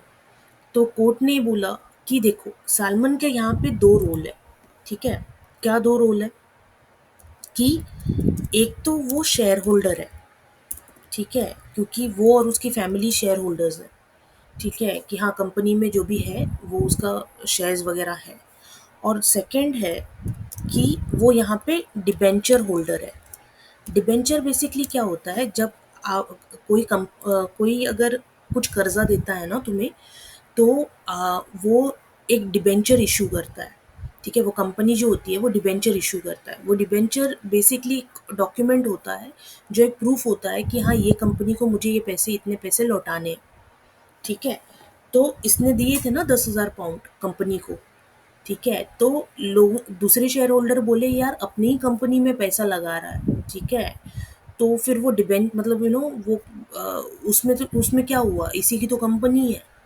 ठीक है, तो इस केस में कोर्ट ने क्लियरली मेंशन किया था कि कंपनी जो है that is a separate legal entity. मतलब क्या है कि वो अलग है और उसकी कंपनी अलग है।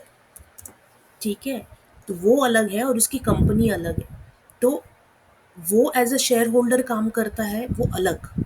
लेकिन जब उसने अपनी कंपनी को, जब कंपनी को पैसों की ज़रूरत थी और उसने जब पैसे दिए, तो वो बन गया एक कर्जा देने वाला। ठीक है, उसने बैंक की तरह काम किया। यही सेम कर्जा अगर वो बैंक के पास से मांगने जाता, ठीक है, और बैंक को डिबेंचर दे देता, ठीक है, तो आपको बैंक को लौटाने पड़ते ना पैसे।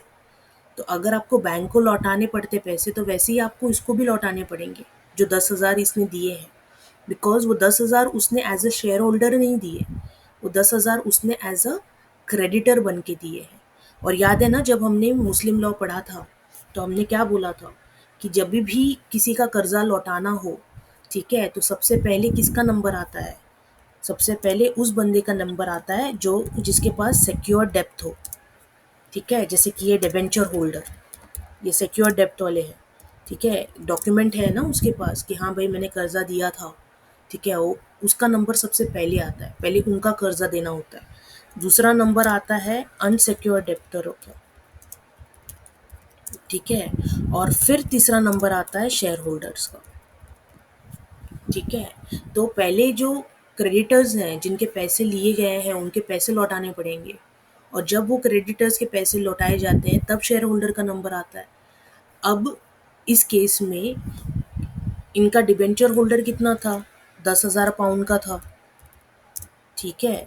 कंपनी के पास फंड्स कितने अवेलेबल है? 6,000 पाउंड है।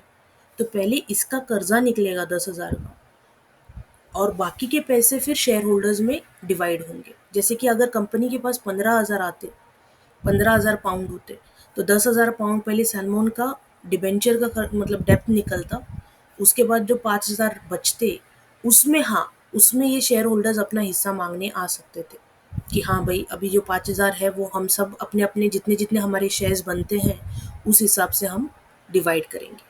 तो याद रखना ये केस बहुत ज़्यादा इम्पोर्टेंट है, बिकॉज कंपनी लॉ इसी सिद्धांत पे बैठा है कि भाई मैं अलग, मेरी कंपनी अलग, ठीक है। मेरी कंपनी का अगर दिवाला निकल जाता है तो मेरे घर, मेरे पास मत आओ, जो भी होगा कंपनी बंद होगी, कंपनी को वाइंड अप किया जाएगा, कंपनी के जितने एसेट्स हैं वो देखे जाएंगे, कंपनी पे कितना कर्जा होगा सारा देखा जाएगा, और फिर जिन जिन का कर्जा होगा वो सारे एसेट्स बेच के वो कर्जा दिया जाएगा, ठीक है। तो कंपनी जब बेची जाती है तो इसका ये मतलब नहीं होता कि आपका घर बार भी बिकेगा उसके साथ, ठीक है। कंपनी बेच के जो भी एसेट्स वगैरह होते हैं वो सारे दिए जाते हैं। And as a shareholder आपका नंबर क्यों क्यों लास्ट में आता है? बिकॉज आप जब किसी कंपनी के मेंबर बनते हो, शेयर शेयर खरीदते हो, तो ये रिस्क तो होता है ना, आप तो रिस्क ले रहे हो ना कि अगर कंपनी अगर डूब जाएगी तो आपका वो पैसा डूब जाएगा उसके साथ। वेरएज जो क्रेडिटर्स होते हैं, जो कर्जा देते हैं, वो ये सोच के देते हैं कि हाँ इवन अगर कंपनी डूब भी गई तो कंपनी के जो एसेट्स है, कंपनी ने जो खरीदा होगा, प्रॉपर्टी हो गई, मशीनरी हो गई, कोई जगह हो गई या कुछ भी ऐसा, तो उस एसेट्स को बेच के हम अपने पैसे वसूल कर लेंगे, ठीक है। सिमिलरली एक और केस है कॉर्पोरेट व्हील का ही, जो ली वर्सेस ली एयर फार्मिंग लिमिटेड है। अब उसमें क्या था, ली नाम का एक बंदा है जिसने क्या किया था कि उसने अपना मतलब एक कंपनी शुरू की थी जहाँ पे वो जो फार्म्स है, तो फार्म्स पे ऊपर से वो पेस्टिसाइड्स स्प्रे करता था, ठीक है। तो ये उसकी कंपनी थी, मतलब कंपनी का मतलब ऑब्जेक्ट ही ये था कि जो फार्म्स है ना उनका कॉन्ट्रैक्ट लिया जाता था, और जो एरोप्लेन से है वो लोग पूरा फार्म पे पेस्टिसाइड स्प्रे करते थे। अब इस कंपनी में एक पायलट की भी ज़रूरत थी, ठीक है, जो स्प्रे कर सके, जो वो प्लेन उड़ा सके। तो ली खुद एक पायलट था, तो उसने सोचा किसी और को अपॉइंट करने से अच्छा है मैं ही प्लेन उड़ा लेता हूँ, ठीक है, तो आता है ना मुझे तो मैं कर लेता हूँ। तो उसने क्या कर दिया, तो वो ही started working as a pilot also, ठीक है। तो वो एक डायरेक्टर भी था और वो पायलट भी था, ठीक है। और एक बार उड़ाते उड़ाते प्लेन का क्रैश हो गया, मर गया। अब उसकी बीवी आ गई कंपनसेशन लेने के लिए, ठीक है, एम्प्लॉयज़ कंपनसेशन जो आप पढ़ोगे बाद में भी, तो एम्प्लॉयज़ कंपनसेशन लेने के लिए आ गई। तो जो दूसरे शेयर होल्डर्स थे उन्होंने मना कर दिया, उन्होंने बोला कि यार एम्प्लॉय कंपनसेशन कैसे मांग सकते हो, ये बंदा तो डायरेक्टर है, ये तो इसका इसके नाम पे ही कंपनी है पूरी, ठीक है, मतलब ऑलमोस्ट ये शेयर होल्डर टाइप आ गया। अब इसमें एम्प्लॉयज़ कंपनसेशन कहाँ से आया, ठीक है, तो इसको ये नहीं मिलेगा। तो वापस ये सेम चीज़ बोली गई थी, कॉर्पोरेट व्हील को का प्रिंसिपल अपना कर कोर्ट ने ये बोला कि नहीं, ये दोनों अलग अलग चीज़ें हैं, ठीक है। वो एज अ डायरेक्टर काम कर रहा था, ठीक है, तो अब वो मर गया तो उसके जो भी शेयर्स वगैरह जो भी है कंपनी में, वो उसके लीगल रिप्रेजेंटेटिव को मिलेंगे, ये अलग बात है। उसकी जो बीवी अभी कंपनसेशन लेने के लिए आई है, वो एज अ डायरेक्टर की वजह से नहीं आई है, ठीक है, एज अ शेयर होल्डर के बिहाफ पे नहीं आई है। उसका पति एज एन एम्प्लॉय भी काम करता था, ठीक है, तो वो एम्प्लॉयज कंपनसेशन मांगने के लिए आई है, ठीक है। अगर वहाँ पे उसके जगह पे कोई और पायलट का काम करता और वो पायलट अगर मरता, तो क्या उस पायलट को आप नहीं देते क्या पैसे? ऑब्वियसली देते, राइट? आप कंपनसेट करते उसकी बीवी को, ठीक है, बिकॉज वो ड्यूटी पे उसने मतलब वो मरा था। तो सिमिलरली आप ये मत सोचो कि वो बंदा शेयर होल्डर है बिकॉज वो अलग और उसकी कंपनी अलग, ठीक है। तो उसकी कंपनी अलग थी, उसमें वो शेयर होल्डर था, ठीक है, लेकिन वो अलग है। तो वो एज अ पायलट काम कर रहा था, तो वो मर गया, तो उसको एम्प्लॉयज कंपनसेशन मिलना चाहिए। तो that is one of the characteristics of the company कि it has a separate legal entity. Company अलग होती है और तुम अलग होते हो, ठीक है। इसके कुछ एक्सेप्शंस है। एक्सेप्शंस कैसे हैं कि से फॉर एग्जांपल अगर से फ्रॉड। फ्रॉड हो गया, जैसे फॉर एग्जांपल ये समझो कि से चंदन जी है, ठीक है। तो चंदन जी क्या कर रहे हैं, चंदन जी मेरे पास मेरे अकेडमी में काम कर रहे हैं, ठीक है, रेस्पेर अकेडमी में चंदन जी काम कर रहे हैं। और चंदन जी ने एक दूसरी अकेडमी शुरू कर दी है, ठीक है, अलग से। और चंदन जी क्या कर रहे हैं, यहाँ के स्टूडेंट्स को, ठीक है, बोल बोल के बहला के फुसला के जो भी है सॉलिसिटेट करके, ठीक है, वो अपनी कंपनी में क्या कर रहे हैं, उसको लेके जा रहे हैं, ठीक है, अपनी अकेडमी में लेके जा रहे हैं, ठीक है। पैसे मेरे से ले रहे हैं, ठीक है, पैसे रिस्पेयर अकेडमी से ले रहे हैं और काम अपने अपने इसके लिए कर रहे हैं। और जब उनको पकड़ा गया तो वो क्या बोले कि नहीं नहीं, मैं अलग, मेरी कंपनी अलग, ठीक है, मेरा मेरी कंपनी से कुछ लेना देना नहीं है। तो क्या ये चलेगा क्या? उसने कॉर्पोरेट व्हील का ले लिया, तो कोर्ट बोलेगा नहीं भाई, ऐसे कैसे चलेगा? इसमें कॉर्पोरेट व्हील नहीं लगता, ठीक है, इसमें तू भी सेम और तेरी कंपनी भी सेम, ठीक है। बिकॉज तुम क्या कर रहे हो, जब तुम कहीं पे काम कर रहे हो जहाँ पे क्लियरली मेंशन्ड है कि आप यहाँ के क्लाइंट को सॉलिसिटेट करके अपने पास नहीं लेके जा सकते हो, ठीक है, फिर आप एक दूसरी कंपनी ओपन कर रहे हो, एक दूसरी अकेडमी शुरू कर रहे हो और यहाँ से सब लोगों को वहाँ लेके जा रहे हो, ठीक है। तो ऐसे केस में जो भी नुकसान होता है, ठीक है, जो भी आपने करप्ट प्रैक्टिसेस किए हैं, ठीक है, वो आपको आप मतलब ऑब्वियसली जो कॉन्ट्रैक्ट बना होगा और कॉन्ट्रैक्ट में जो भी लिखा होगा कि आपको ये कंपनसेशन पे करना होगा, तो आपको पे करना पड़ेगा। आप इसका डिफेंस नहीं ले सकते हो कि मैं अलग और मेरी कंपनी अलग। दूसरा केस है, से फॉर एग्जांपल आप टैक्स में गफला करते हो। तो एक पारसी बाबा थे हमारे, दिनशोपति जी। तो उन्होंने क्या किया था कि उनको समझ में आया कि अगर फॉर एग्जांपल मैं अगर मतलब मुझे मतलब उनके बहुत सारे कंपनीज़ में उनके शेयर होल्डिंग्स थे। तो शेयर होल्डिंग्स को उनको पैसा आता था, उनको पता था कि ये जो पैसा आएगा तो इससे मेरे को इनकम टैक्स भरना पड़ेगा। तो उन्होंने क्या कर दिया, उन्होंने जो उनके डिविडेंड्स थे तो उस पे उनको क्या इनकम टैक्स भरना पड़ेगा। तो उन्होंने क्या कर दिया, उन्होंने 4 फर्जी कंपनीज़ मतलब कंपनीज़ ओपन कर दिए, ठीक है। कंपनीज़ कुछ बनाती कुछ नहीं थी, सिर्फ नेम सेक के लिए कंपनीज़ ओपन किए थे। और ऐसा दिखाया कि ये जो सारा डिविडेंड जो आता है, ठीक है, जो उनको मिल रहा है वो कंपनी को जा रहा है, ठीक है। अब कंपनी को जा रहा है तो ऑब्वियसली ये इनकम इनकम टैक्स का नहीं आएगा, पर्सनल इनकम नहीं बन रहा है। और पर्सनल खर्चे के लिए वो क्या कर रहे थे, इन कंपनीज से वही पैसा वापस ले रहे थे, लेकिन दिखा के कि मैं इन कंपनीज से, जो उनकी खुद की कंपनी है, लोन ले रहा हूँ। तो समझ रहे हैं? तो ऐसा करके वो टैक्स बचा रहे थे, ठीक है। तो जब इनको पकड़ा तो उन्होंने क्या बोला, अरे मैं तो अलग, मेरी 4 कंपनी अलग। तो कोर्ट बोला कि नहीं नहीं भाई, तुम दोनों एक ही, ठीक है, तुम सारे एक ही यूनिट, ठीक है। ऐसा नहीं हो सकता कि जब जब टैक्स भरना है तो तुम दोनों अलग अलग, ठीक है, लेकिन जब प्रॉफिट लेना है तब तुम दोनों मतलब सेम ये हो जाएगा करके।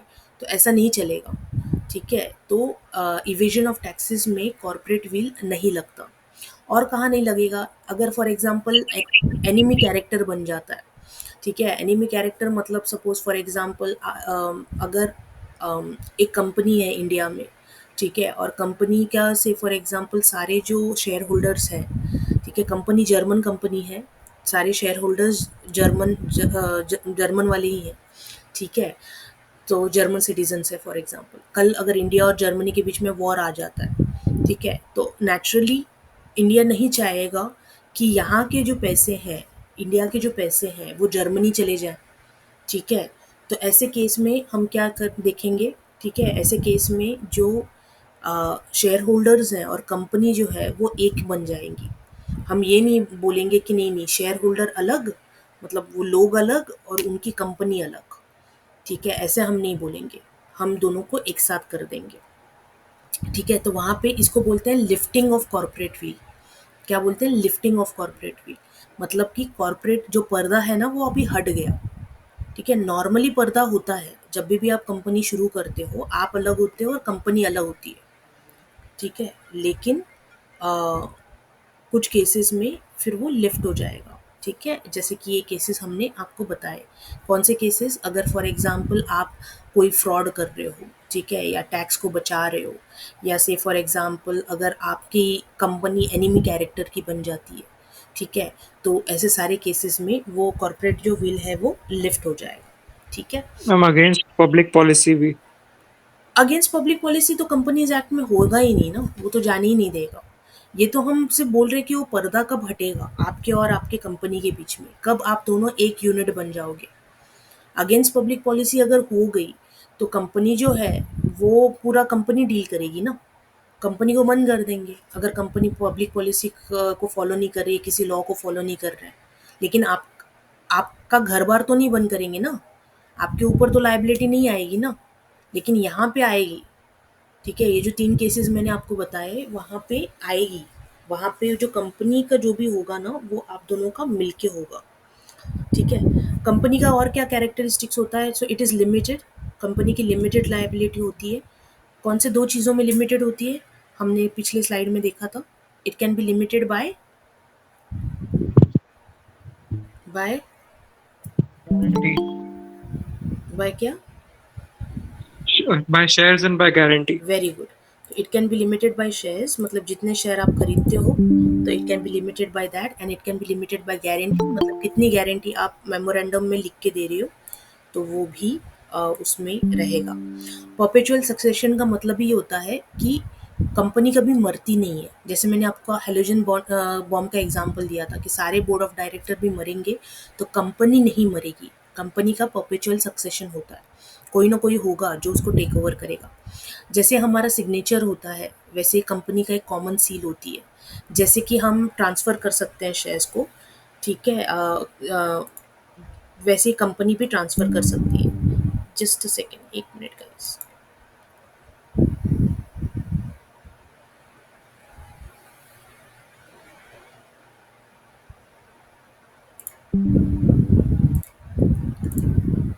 ओके, सो इसको सॉरी, ओके, सो इसको हम डिटेल में नहीं पढ़ते हैं अभी, ठीक है, सिर्फ बेसिक हम कवर कर रहे हैं तो क्या आगे जा सके।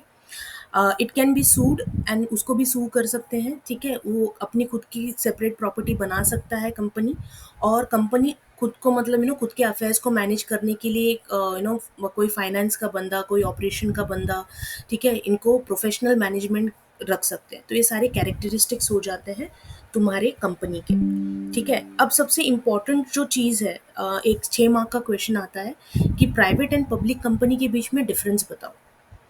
तो प्राइवेट एंड पब्लिक कंपनी के बीच में पहला डिफरेंस तो हमने देख लिया था कि मिनिमम जो नंबर ऑफ मेंबर्स होते हैं, ठीक है, वो तुम्हारे कितने होते हैं? 2 होते हैं, ठीक है, 2 नंबर होते हैं, और मैक्सिमम जो होते हैं प्राइवेट में वो 200 होते हैं, ठीक है। ओपीसी का मतलब होता है 1 पर्सन कंपनी, ठीक है, 1 पर्सन कंपनी में इसको थोड़ा ये कर देते हैं, ठीक है। तो 1 पर्सन कंपनी में क्या होता है कि आपको सिर्फ एक 1 पर्सन होता है, राइट, कंपनी के लिए।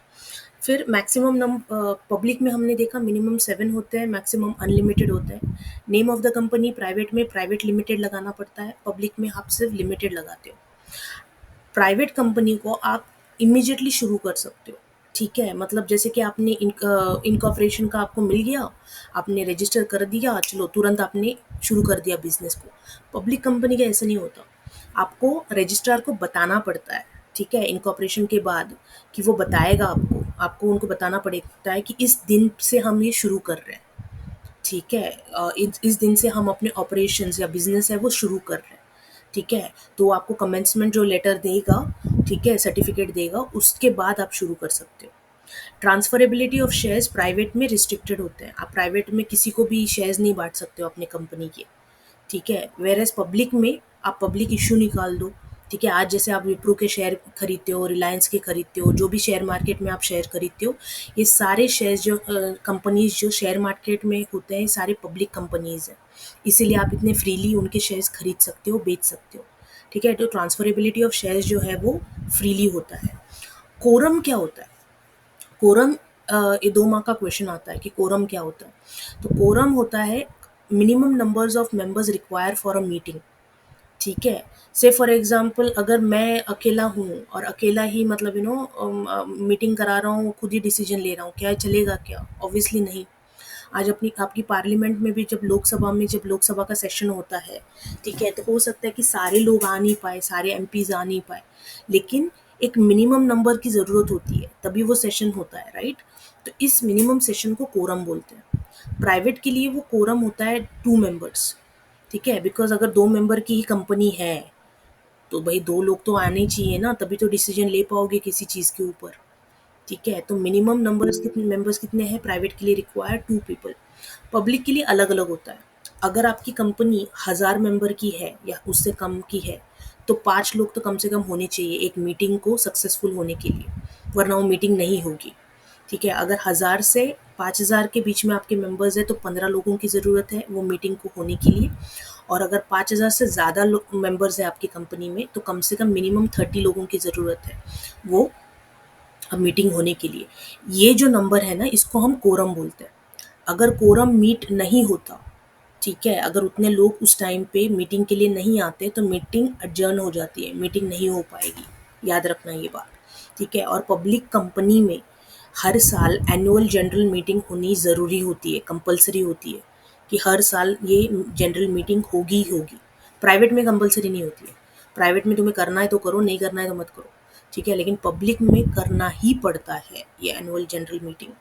Minimum number of directors private में 2, क्योंकि 2 पर्सन की कंपनी हुई तो वो दोनों ही डायरेक्टर बन जाएंगे, और पब्लिक में मिनिमम नंबर ऑफ डायरेक्टर्स 3 होने चाहिए, ठीक है। मतलब अगर आप 7 मेंबर की कंपनी बनाते हो, पब्लिक कंपनी, तो कम से कम उसमें से 3 डायरेक्टर होने चाहिए। डायरेक्टर मतलब वो लोग जो पूरे जो कंपनीज के अफेयर्स जो होते हैं वो पूरे उसको मैनेज करते हैं, ठीक है। स्टैट्यूटरी मीटिंग तो जैसे मैंने बोला प्राइवेट कंपनी में ज़रूरी नहीं होती है, करना है तो करो, नहीं करना है तो मत करो। पब्लिक में कंपलसरी होती है। आपको जो कंपनीज एक्ट जितने मीटिंग्स बोलता है कि ये जैसे एनुअल जनरल मीटिंग है, कंपनीज एक्ट बोलता है कि पब्लिक कंपनी को करनी ही पड़ेगी, हर साल में एक बार तो करनी ही पड़ेगी, आप स्किप नहीं कर सकते हो। अच्छा, किसको पता है कि फाइनेंशियल ईयर क्या होता है? कब से कब तक होता है? कैलेंडर ईयर क्या होता अप्रैल है और फाइनेंशियल ईयर? से मार्च, फर्स्ट अप्रैल टू 1 31 अप्रैल से मार्च 31 मार्च से फाइनेंशियल लेके ईयर, मार्च और एंड कैलेंडर ईयर? 1 जनवरी से 31 दिसंबर कैलेंडर ईयर। वेरी गुड, ठीक है। तो ये जानना बहुत ज़रूरी है इन terms of perspective of company, ठीक है। मैम एक क्वेश्चन है, हाँ बोलिए। वो अपने टू एक्सेप्ट ओपीसी क्या लिखा हुआ है प्राइवेट में? OPC is 1 person company, okay, तो थैंक यू। मिनिमम मेंबर तो 2 होने चाहिए, लेकिन 1 पर्सन कंपनी के लिए मिनिमम मेंबर एक ही रहेगा ना ओपीसी में, ठीक है। Okay ma'am. वो अकेला रहता है ना जो कंपनी बना रहा है, ठीक है। मैनेजरल रिम्यूनरेशन तो प्राइवेट में आप जितना चाहो उतना दे दो मैनेजर को, आप चाहो तो 50% दे दो, 60% दे दो, पूरा का पूरा प्रॉफिट जो हुआ है वो पूरा दे दो, ठीक है, उस पर कोई कैप नहीं है। पब्लिक में ऐसा नहीं है, पब्लिक कंपनी में आप 11% से ज़्यादा नहीं दे सकते हो, याद रखना, ठीक है। Lastly, can you invite public to prescribe your shares? Private में नहीं कर सकते हो, ठीक है। पब्लिक में जैसे मैंने बोला पब्लिक इशू देके आप लोगों को बोल सकते हो कि आओ आओ मेरी कंपनी के शेयर खरीदो, ठीक है। तो वो पब्लिक कंपनी में होता है, प्राइवेट कंपनी में नहीं होता। ये क्वेश्चन 6 मार्क के लिए आता है, बहुत ही सिंपल है, ठीक है। लाइक लिटरली अगर इतना भी अगर तुमने ये अगर टेबल अगर अच्छी तरह से याद कर लिया या समझ लिया, ठीक है, तो तुम अपने हिसाब से उसको लिख पाओगे। क्या लिख रहे हैं हम? मिनिमम मेंबर कितने हैं, मैक्सिमम मेंबर कितने हैं, नाम कैसे होगा, बिजनेस को कैसे कमेंस कर पाओगे, शेयर्स को ट्रांसफ़र कर पाओगे या नहीं कर पाओगे, कोरम कितना होना चाहिए, डायरेक्टर्स कितने होने चाहिए, स्टैट्यूटरी मीटिंग करनी है कि नहीं करनी है, मैनेजर को रिम्यूनरेशंस कितने देने हैं, एंड लास्टली क्या पब्लिक को हमारा शेयर लेने के लिए इनवाइट कर पा रहे हो या नहीं कर पा रहे हो। ठीक है, दैट्स, उससे ज़्यादा आपको उसमें नहीं पढ़ना है। ठीक है, देन याद रखना की कोई भी जो मॅडम मॅडम जरा कोरम परत एकदा सांगा ना प्लीज. कोरम म्हणजे जेवढे तुम्हाला मिनिमम म्हणजे काय बोलतात त्याला, ॲटलिस्ट मराठीमध्ये काय बोलतात, तेवढे तरी लोक असले पाहिजेत मेंबर असायला पाहिजेत. Okay okay. मीटिंग करण्यासाठी. जसा फॉर एक्झाम्पल तुमची सोसायटीची मीटिंग पकडा.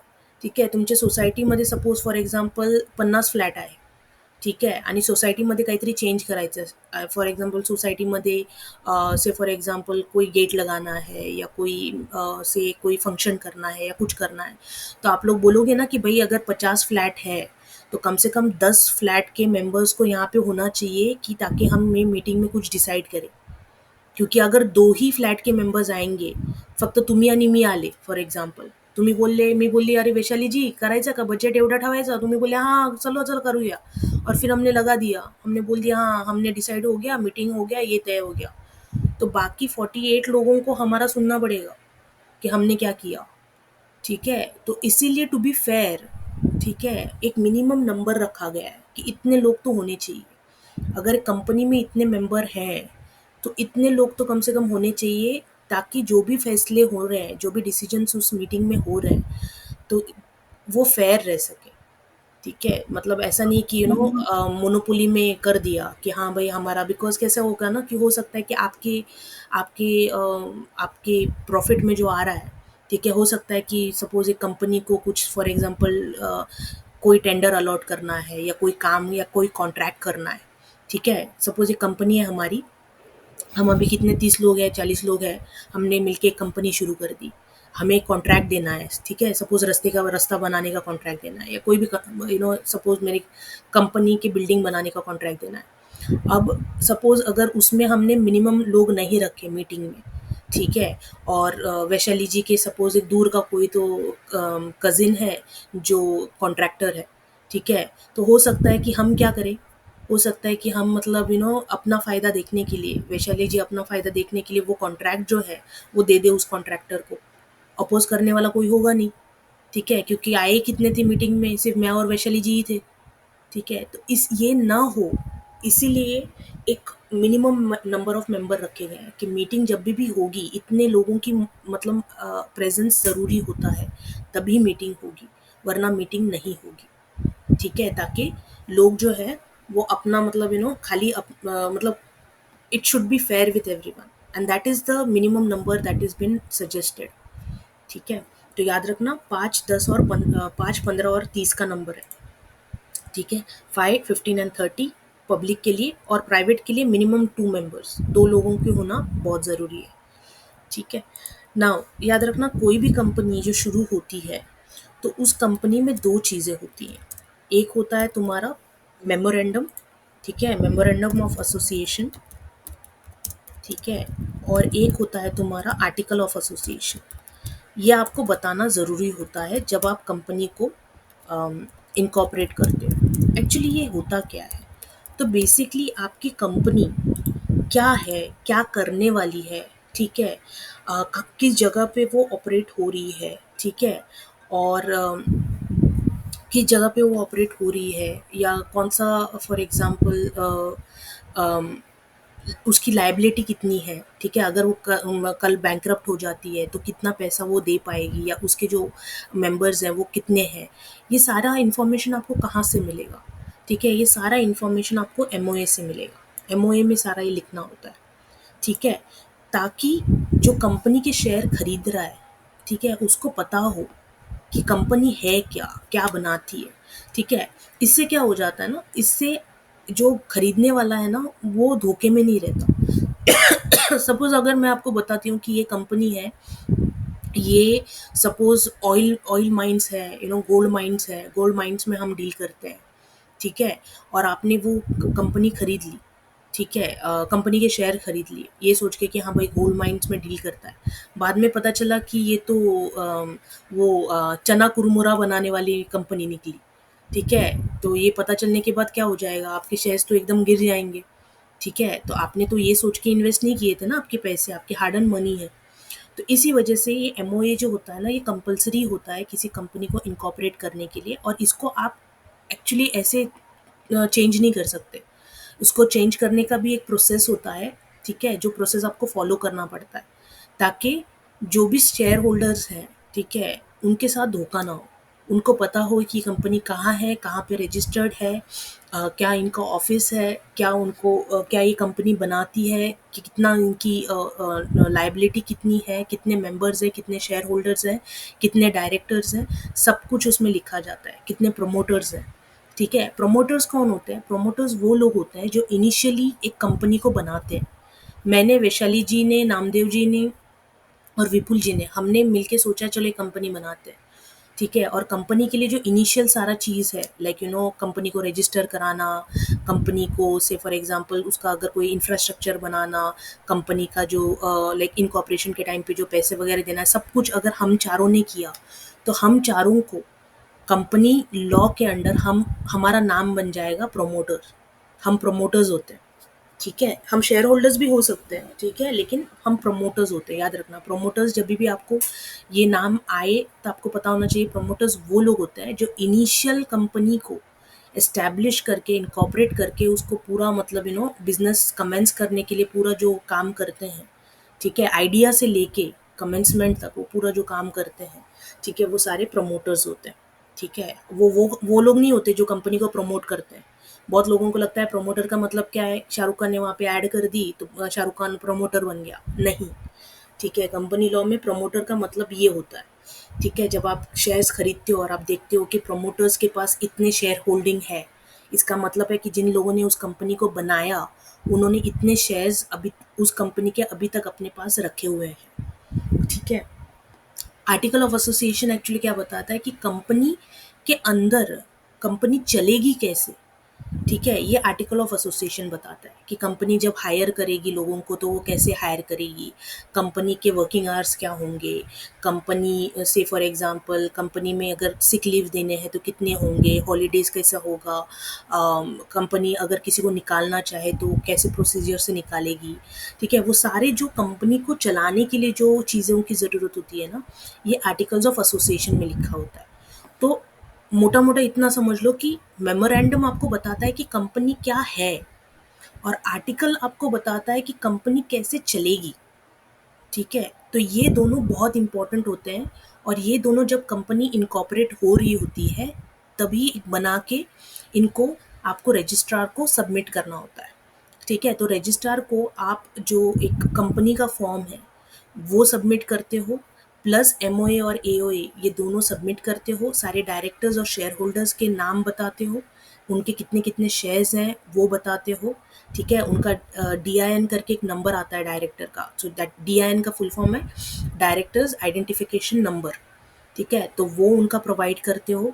तो ये सारी इन्फॉर्मेशन जब रजिस्ट्रार के पास आती है तो रजिस्ट्रार उसको वेरीफाई करता है, और रजिस्ट्रार जब वेरिफिकेशन उसका हो जाता है तब रजिस्ट्रार जो है आपको सीओआई जो होता है इशू करता है, and that is called as certificate of incorporation.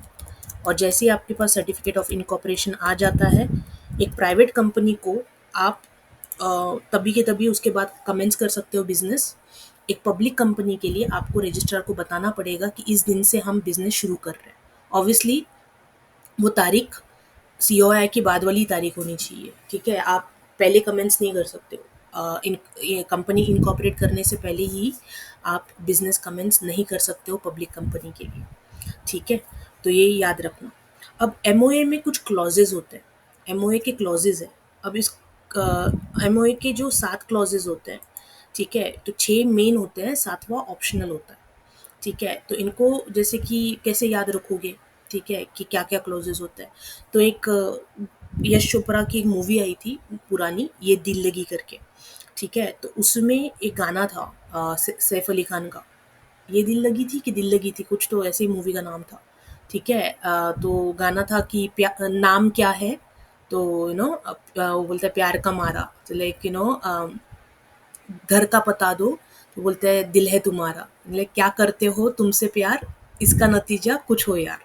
ठीक है, तो अगर ये गाना याद रहे या गाना याद है किसी को तो वैसे ही चलता है। ठीक है, तो सबसे पहले आता है तुम्हारा नेम क्लॉज, इसको एक निमोनिक भी है याद रखने के लिए, और उसको बोलते हैं एनरोल सी एस। ठीक है, तो एनरोल सी एस करके जो लोग सी एस वाले हैं वो एनरोल सी एस के नाम से इसको याद रखते हैं। तो एन फॉर नेम। ठीक है, तो पहले आपको नाम बताना पड़ता है, याद रखना जैसे हमने बोला था प्राइवेट कंपनी को हमें प्राइवेट लिमिटेड के नाम से जाना जाता है, पब्लिक कंपनी को हम सिर्फ लिमिटेड लिखते हैं। ठीक है, और नेम में ऐसा कोई नाम नहीं होना चाहिए जो गवर्नमेंट के अगेंस्ट जाता हो, जो लॉ या पब्लिक पॉलिसी के अगेंस्ट जाता हो, ऐसा नाम आप इस्तेमाल नहीं कर सकते हो अपने नाम में। ठीक है, तो आप ऐसे एंटी इंडिया करके कुछ ऐसा नहीं लिख सकते हो कंपनी में।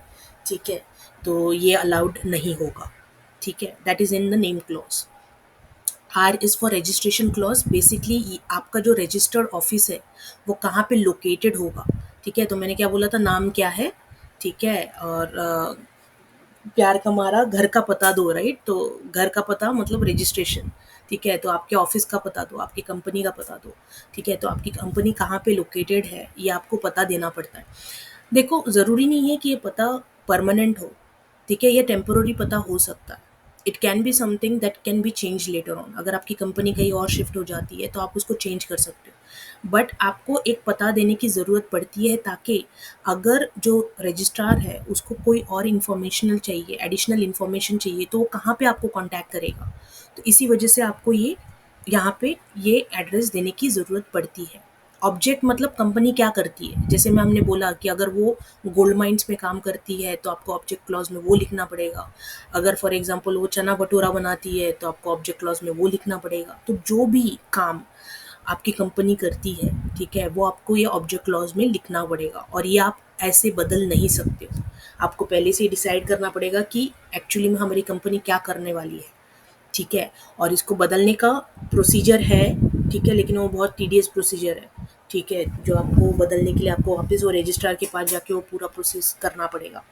ठीक है, लायबिलिटी क्लॉज, तो यहाँ पे आप वो गारंटी देते हो कि ये हमारी गारंटी, कि हमारी लायबिलिटी 1 करोड़ तक की है, हमारी गारंटी 2 करोड़। तो जो शेयर होल्डर्स होते हैं, इनिशियल शेयर होल्डर्स, ये मिलके ये गारंटी देते हैं कि हमारी इस कंपनी की इतनी ही लायबिलिटी है।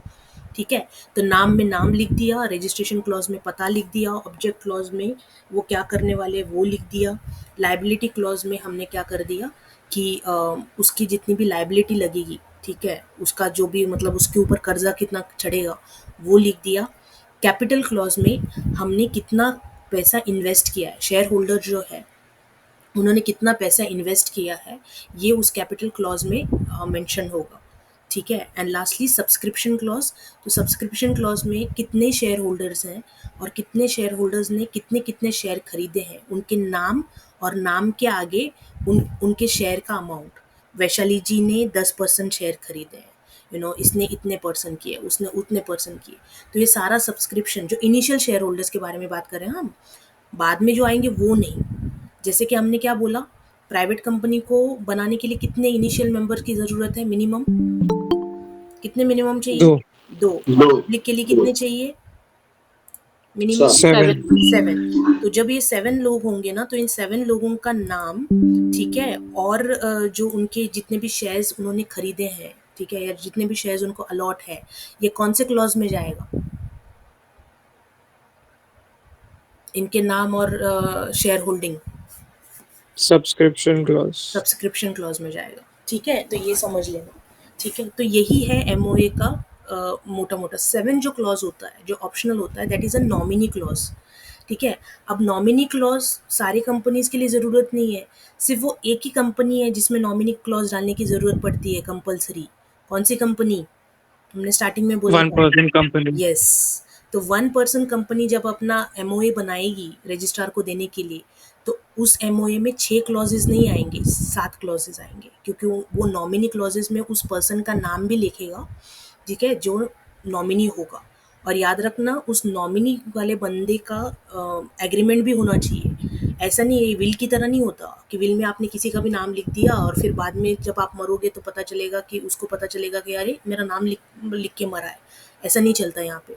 आपको उससे परमिशन लेनी होती है, आपको उसको पूछना होता है, ठीक है। तो उसके पास से जो लेटर होता है, एक्सेप्टेंस लेटर, तो वो आपको यहाँ पे लाइक यू नो अटैच करना होता है, ताकि रजिस्ट्रार को ये पता चले कि हाँ भाई वो भी सामने से एज ए नॉमिनी बनने के लिए तैयार है, ठीक है। अम, ताकि जब आप मरोगे लाइक यू नो, तो वो नॉमिनी वाला जो है वो उसको ले लेगा, ठीक है। आर्टिकल ऑफ एसोसिएशन, जैसे मैंने ऑलरेडी आप लोगों को बोला कि वो कंपनी कैसे चलेगी, कंपनी के इंटरनल जो मैटर्स होता है ना, वो आर्टिकल ऑफ एसोसिएशन में लिखा होता है। ये दोनों जो डॉक्यूमेंट है, एमओए और एओए, ये पब्लिक डॉक्यूमेंट है। आप किसी भी कंपनी में जाके, ठीक है, आप कंपनी के नॉर्मली उनके वेबसाइट पे उन्होंने ऑलरेडी ये मेंशन किया होता है, या अगर नहीं भी मेंशन है तो आप रजिस्ट्रार के पास जाके उनको थोड़े पैसे देके इस कंपनी के ये दोनों डॉक्यूमेंट्स, आप अगर वो कंपनी इनकॉर्पोरेटेड है तो ये दोनों डॉक्यूमेंट जो है उस कंपनी के आप ले सकते हो, ठीक है, इंस्पेक्ट कर सकते हो, ठीक है। आपको फॉर एग्जांपल शेयर्स लगाने हैं या कुछ भी मतलब ये करना है, तो ये information is a publicly available information, याद रखना, ठीक है। इसी के ऊपर आपके 3 डॉक्ट्रिन्स आते हैं। तो आज हम ज़्यादा नहीं करेंगे, लेकिन कुछ डॉक्ट्रिन जो है वो आपको एक बेसिक आइडिया देके समझा देती हूँ। एक होता है तुम्हारा डॉक्ट्रिन्स ऑफ अल्ट्रा वायर्स। तो जब हमने एडमिनिस्ट्रेटिव लॉ का सेशन लिया था तो मैंने अल्ट्रा वायर्स का मतलब समझाया था। अल्ट्रा मतलब क्या और वायर्स मतलब क्या? Beyond power. बियॉन्ड पावर, ठीक है। तो यहाँ पे जब हम बियॉन्ड पावर का मतलब बोलते हैं तो हम एक्चुअली ये ऑब्जेक्ट क्लॉज, ये लाइबिलिटी क्लॉज और ऑब्जेक्ट क्लॉज के बारे में बात कर रहे हैं, मोस्टली ऑब्जेक्ट क्लॉज के बारे में। तो सपोज अगर आपके ऑब्जेक्ट क्लॉज में आपने लिखा है कि आपकी एक चना भटूरा बनाने वाली कंपनी है, तो ये जो डॉक्ट्रिन है ये आपको मना करता है चना भटूरा बनाने के अलावा आप और कुछ नहीं कर सकते हो। अगर आप कुछ और करते हो तो क्या हो जाएगा, डॉक्ट्रिन ऑफ अल्ट्रा वायर्स लग जाएगा। इसमें एक बहुत इम्पॉर्टेंट केस लॉ है जिसका नाम है Ashbury railway carriage and iron company versus Riche. इस केस में क्या हुआ था कि ये जो कंपनी थी, ठीक है, इनको रेलवे के जो मतलब रेलवे के कुछ पार्ट्स वगैरह है ना, तो उसकी रिपेयरिंग की वो लोग कॉन्ट्रैक्ट ले सकते थे। ये उनके एमओए में लिखा गया था कि ये कंपनी ऑब्जेक्ट क्लॉज में वो कर सकती है। अब जो रिश है उसने उसको एक कॉन्ट्रैक्ट दे दिया, उन्होंने उसको रेलवे के जो लाइंस है उनको डालने का कॉन्ट्रैक्ट दे दिया, ठीक है। इन्होंने ले तो लिया कॉन्ट्रैक्ट, ठीक है, मतलब कॉन्ट्रैक्ट वगैरह सारा साइन हो गया, लेकिन उसके बाद उनको लगा कि यार ये शायद हम कर नहीं सकते, हमारे कंपनी के जो ऑब्जेक्ट क्लॉज है इसके प्रिव्यू में पड़ता नहीं है, इसके बियॉन्ड जा रहा है, शायद ये हमारे पावर के बियॉन्ड जाएगा। तो उन्होंने रिश को मना कर दिया, उन्होंने बोल दिया कि नहीं भाई हम नहीं करेंगे, ठीक है। तो रिश ने उस पर केस डाल दिया, बोला कि ऐसे कैसे, कॉन्ट्रैक्ट है पूरा तो करना पड़ेगा, ठीक है। तो ये जब कोर्ट में आया केस, तो कोर्ट ने बोला नहीं भाई उन्होंने सही किया है, ठीक है। भले ही उनके नाम में ऐसा लिखा है ऑब्जेक्ट क्लॉज में कि they are railway mechanical engineers and general contractors, लेकिन जनरल कॉन्ट्रैक्टर्स का मतलब क्या है कि वो कोई भी कॉन्ट्रैक्ट नहीं ले सकते, वो सिर्फ वो मैकेनिकल इंजीनियरिंग, कोई छोटा मोटा पार्ट अगर कुछ टूट गया है तो उसको रिपेयर करने का जो कॉन्ट्रैक्ट है वो ले सकते हैं। ये पूरा रेलवे के लाइन वगैरह डालने का कॉन्ट्रैक्ट वो नहीं ले सकते, इनकी कंपनी उसके लिए बनी ही नहीं है। अगर वो लेते, ठीक है, तो उल्टा वो अल्ट्रा वायर्स करते, तो आप उनके ऊपर वो केस डाल सकते थे। उल्टा उन्होंने सही किया है कि उन्होंने आपको मना कर दिया, ठीक है। तो ये इसका लैंडमार्क केस है ये, जिसमें ये बोला गया था कि जो भी ऑब्जेक्ट क्लॉज में लिखा गया है उसके बियॉन्ड वो कंपनी जो है वो नहीं ले सकती, ठीक है। और अगर वो लेती है, ठीक है, और उससे अगर नुकसान हो जाता है तो किसको भरना पड़ेगा, किसको भरना पड़ेगा? अगर वो कोई कॉन्ट्रैक्ट उठाते हैं और अगर नुकसान होता है तो कौन भरेगा? बोलो जल्दी, कॉन्ट्रैक्ट लेने वाला या कॉन्ट्रैक्ट देने वाला?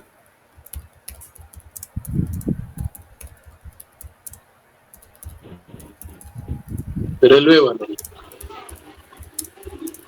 तो रेलवे वाला भरेगा, क्यों?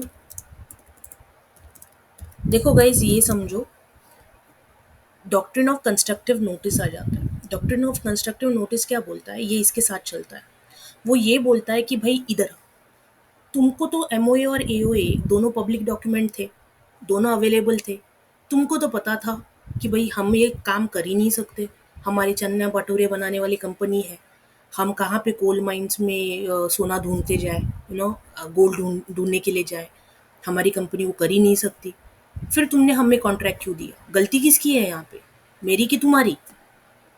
कॉन्ट्रैक्ट तो जबकि तुम्हें पता है ये दोनों चीज़, ये दोनों डॉक्यूमेंट अवेलेबल है तुम्हारे पास। कंस्ट्रक्टिव नोटिस यही बोलता है कि जो डॉक्यूमेंट तुम्हारे पास ऑलरेडी अवेलेबल है और जिनका तुम तहकीकात कर सकते थे, जिनके बारे में इन्वेस्टिगेट कर सकते थे, जानकारी हासिल कर सकते थे, वो जानकारी बिना हासिल किए अगर तुम कोई काम करते हो तो उस काम से जो भी नुकसान होता है उसकी जिम्मेदारी किसकी होगी? तुम्हारी होगी। ठीक है, सामने वाले की नहीं होगी, तुम्हारी होगी। बिकॉज तुम्हें देखना चाहिए था कि एमओए में क्या लिखा है, एओए में क्या लिखा है। ठीक है, ऐसे कैसे तुमने किसी के शेयर खरीद लिए? पहला पता तो करो कि वो कंपनी क्या करती है, क्या बनाती है। ठीक है, तुमने ऐसे ही शेयर खरीद लिए, ऐसे थोड़ी चलेगा। तो नुकसान यहाँ पे, जैसे याद है हमने कैविएट एम्प्टर और कैविएट वॉन्डिटर के बारे में पढ़ा था कि कभी कभी कभी भी गलती किसकी होती है? बायर की गलती होती है, उसको सावधान रहना चाहिए। और कभी कभी गलती किसकी होती है? सेलर की गलती होती है, उसको सावधान रहना चाहिए। तो वैसे ही कंस्ट्रक्टिव नोटिस बोलता है कि जो भी चीज़ें एमओए और एओए में लिखी है उसके लिए सावधान किसको होना चाहिए? आउटसाइडर को सावधान होना चाहिए। ठीक है, so it will protect the company. ठीक है, तो ये कंपनी को प्रोटेक्ट करेगी। Outsiders beware. ठीक है, जो भी इनके साथ डीलिंग कर रहे हैं, ठीक है, उनको सावधानी से काम करना चाहिए, उनको पता होना चाहिए कि भाई इनमें क्या लिखा है। ठीक है, अब इसका ऑपोजिट होता है डॉक्ट्रिन ऑफ इंटरनल मैनेजमेंट। ठीक है, सपोज फॉर एग्जांपल तुम्हारी एक कंपनी है, ठीक है, जैसे कि इसमें केस हुआ था। ठीक है, इसको टर्कवान केस भी बोलते हैं। तो टर्कवान बैंक का एक केस हुआ था। तो केस क्या हुआ था कि बैंक के एमओए में लिखा था कि अगर डायरेक्टर्स चाहें, ठीक है, तो इतना इतना कर्जा ले सकते हैं। ठीक है, किसी एक्सटर्नल बंदे से इतने पैसों का कर्जा ले सकते हैं, प्रोवाइडेड कि जब इंटरनल उनकी शेयर होल्डर की मीटिंग होती है, स्टेक होल्डर्स की, तो उन्होंने अप्रूव किया हो। ठीक है, ये उसके एमओए में लिखा था। अब इस बैंक वाले ने क्या किया, ये बैंक के जो बोर्ड ऑफ डायरेक्टर्स थे वो गए एक एक्सटर्नल बंदे के पास, टर्कवान के पास गए और पैसे मांगने के लिए। ठीक है, तो टर्कवान ने देखा, अच्छा एमओए में लिखा है कि इतना तो ये लोग ले ही सकते हैं। ठीक है, से 10 लाख रुपए लिखे हैं तो 10 लाख का ये कर्जा ले सकते हैं। ठीक है, अब वहाँ पे वो क्लॉज था कि सारे जो इंटरनल स्टेक होल्डर्स हैं उनसे परमिशन लेनी पड़ेगी। लेकिन अब अब जब इंटरनल स्टेक होल्डर्स की जब मीटिंग होती है तो टर्कवान थोड़ी खुद जाके वहाँ पे बैठ सकता है। तो उसने अज्यूम कर लिया कि भाई कि ये लोग आए हैं मेरे पास कर्जा लेने के लिए, तो परमिशन लेके ही आए होंगे। इनकी मीटिंग हुई थी तो मीटिंग में परमिशन मिली होगी इनको, तभी आए हैं। तो उसने बेचारे ने कर्जा दे दिया। ठीक है, उसने लोन दे दिया। अब बाद में जब वो रिकवरी की बारी आई तो स्टेक जो शेयर होल्डर्स थे, दूसरे स्टेक होल्डर्स थे, तो उन्होंने बोला कि यार नहीं नहीं, ऐसे कोई मीटिंग में अप्रूवल हुआ ही नहीं था। तो अप्रूवल ही नहीं हुआ था तो फिर हम कैसे, मतलब हमारा ये मीट नहीं करता, हमारे क्राइटेरिया मीट नहीं करता कि कि आप लोन तभी दे सकते हो जब ये मीटिंग में अप्रूव होता है, और जब अप्रूव ही नहीं हुआ तो क्राइटेरिया ही नहीं बना। तो टर्कन बोला यार ये सही बात है, मेरा पैसा भी इन लोगों ने खा लिया। अब बोल रहे हैं कि पैसा नहीं देंगे क्योंकि हमारा अप्रूवल नहीं लिया था। तो वो कोर्ट में चला गया। तो कोर्ट ने बोला कि हाँ भाई, ये बात तो टर्कन की सही है कि ये तो वो जान सकता है कि एमओए और एओए में क्या लिखा है क्योंकि ये पब्लिक डॉक्यूमेंट है। लेकिन तुम्हारी जो इंटरनल शेयर होल्डर्स की मीटिंग होती है उसमें क्या डिसीजन लिया जाता है ये उसको कैसे पता चलेगा? ठीक है, ये तो तुम्हारे बीच का मामला है, ये तो तुम्हारा इंटरनल मैनेजमेंट है। ठीक है, ये तो उसको नहीं पता चलेगा कि भाई अंदर क्या हुआ था, उस मीटिंग में क्या हुआ था। वो तो अज्यूम ही करेगा ना कि भाई मिला होगा परमिशन। ठीक है, तभी ये लोग आए हैं कर्जा लेने के लिए। तो ये जो डॉक्ट्रिन है, डॉक्ट्रिन ऑफ इंटरनल मैनेजमेंट, ये प्रोटेक्ट करता है किसको? आउटसाइडर को। ये बोलता है कि अगर ऐसी कोई डिसीजन लिया गया जो एक बाहर वाले को कोई आइडिया ही नहीं हो, किसी मतलब कोई वे ही नहीं हो जानने का कि उस मीटिंग में क्या डिसीजन लिया गया होगा, ठीक है। तो उस डिसीजन का जो इम्प्लीकेशन है वो उस आउटसाइडर पे नहीं पड़ेगा। वो एमओए देखेगा, वो एओए देखेगा, उस हिसाब से जो उसको सही लग रहा है कि वहाँ पे लिखा हुआ है वो करेगा, ठीक है। अब तुम अपने इंटरनली क्या क्या डिसाइड करते हो ये उसको जानकारी नहीं होगी, तो इसका जो इम्प्लीकेशन है उस पर नहीं गिरेगा। याद रखना ये 3 मेन डॉक्ट्रिन्स होते हैं, doctrine of ultra vires, doctrine of indoor management and doctrine of constructive notice.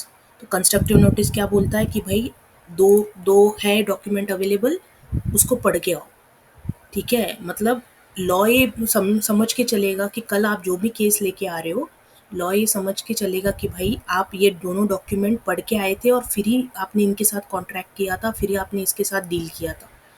कल अगर ऐसा कुछ हो जाता है कि आपने इनके साथ कॉन्ट्रैक्ट किया, कल अगर मैंने suppose for example Dilip ji के साथ कॉन्ट्रैक्ट किया, उनके एमओए में कुछ अलग लिखा था और मैंने अपने मतलब मैंने वो पढ़ा नहीं जो उनके एमओए में लिखा था, तो इसका बेनिफिट दिलीप जी को होगा, ठीक है। Because doctrine of constructive notice is protecting them, not the outsider.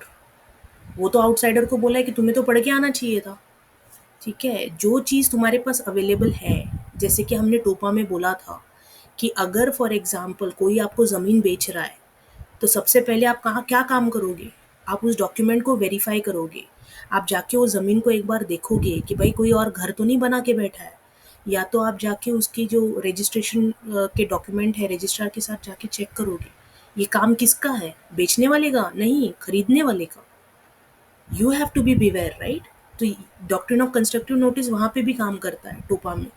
Doctrine of constructive notice basically यही बोलता है कि जो भी चीज़ आपको ड्यू डिलिजेंस से पता हो सकती थी, अगर आप थोड़ी सी मतलब मेहनत करते तो आप ये पता कर पाते थे कि भाई ये कंपनी क्या करती है, या ये एक्चुअली में ये जो प्रॉपर्टी है ये किसी और की तो नहीं है जो ये मुझे बेच रहा है, ठीक है। आप वहाँ पे जाके देख लेते, तो आप देख लेते कि वैशाली जी वहाँ पे घर बना के बैठी है, तो ऑब्वियसली वैशाली जी अगर वहाँ पे घर बना रही है तो वैशाली जी का ही होगी वो प्रॉपर्टी, लैंड, यू नो, जो अमर मुझे बेच रहा है।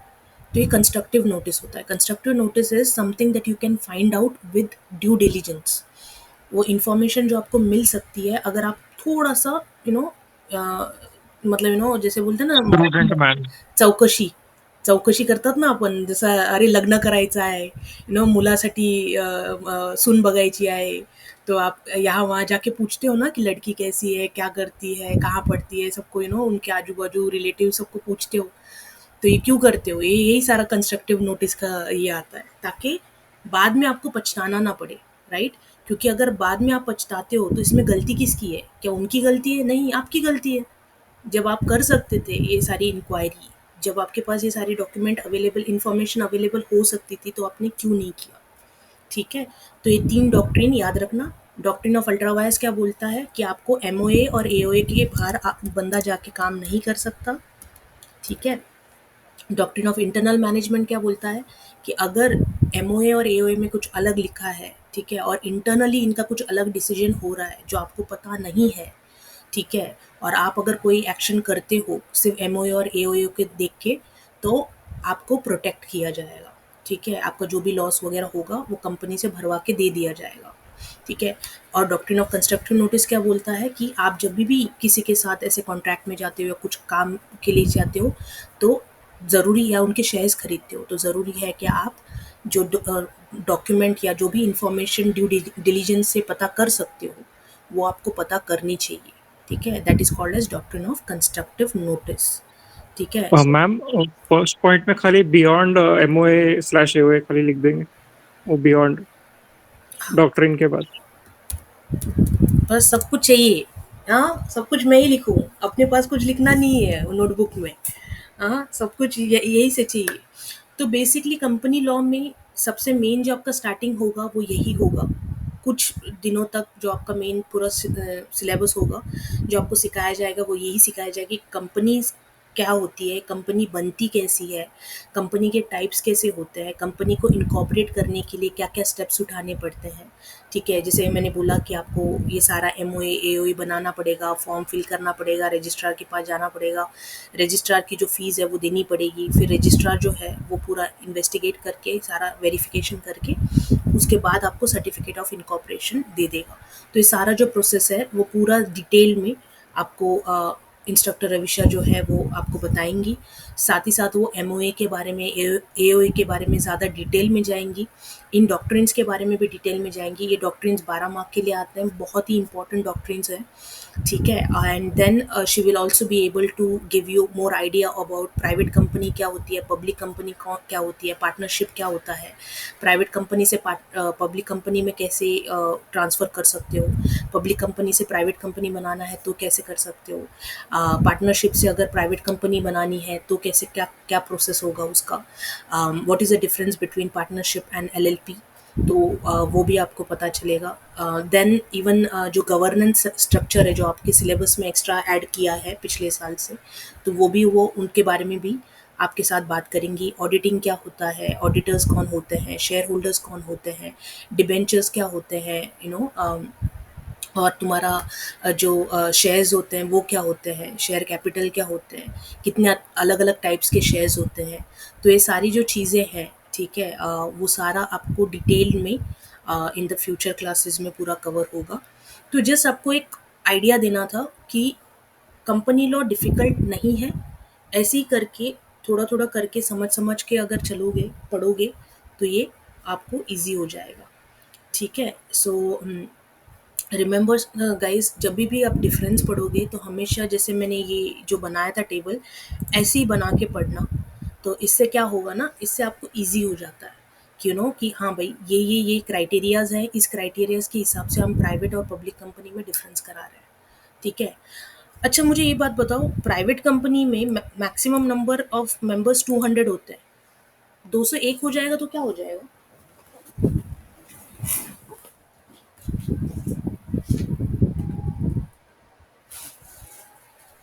क्या हो वो जाएगा? पब्लिक कंपनी कहलाएगी। लिमिटेड हो जाएगा।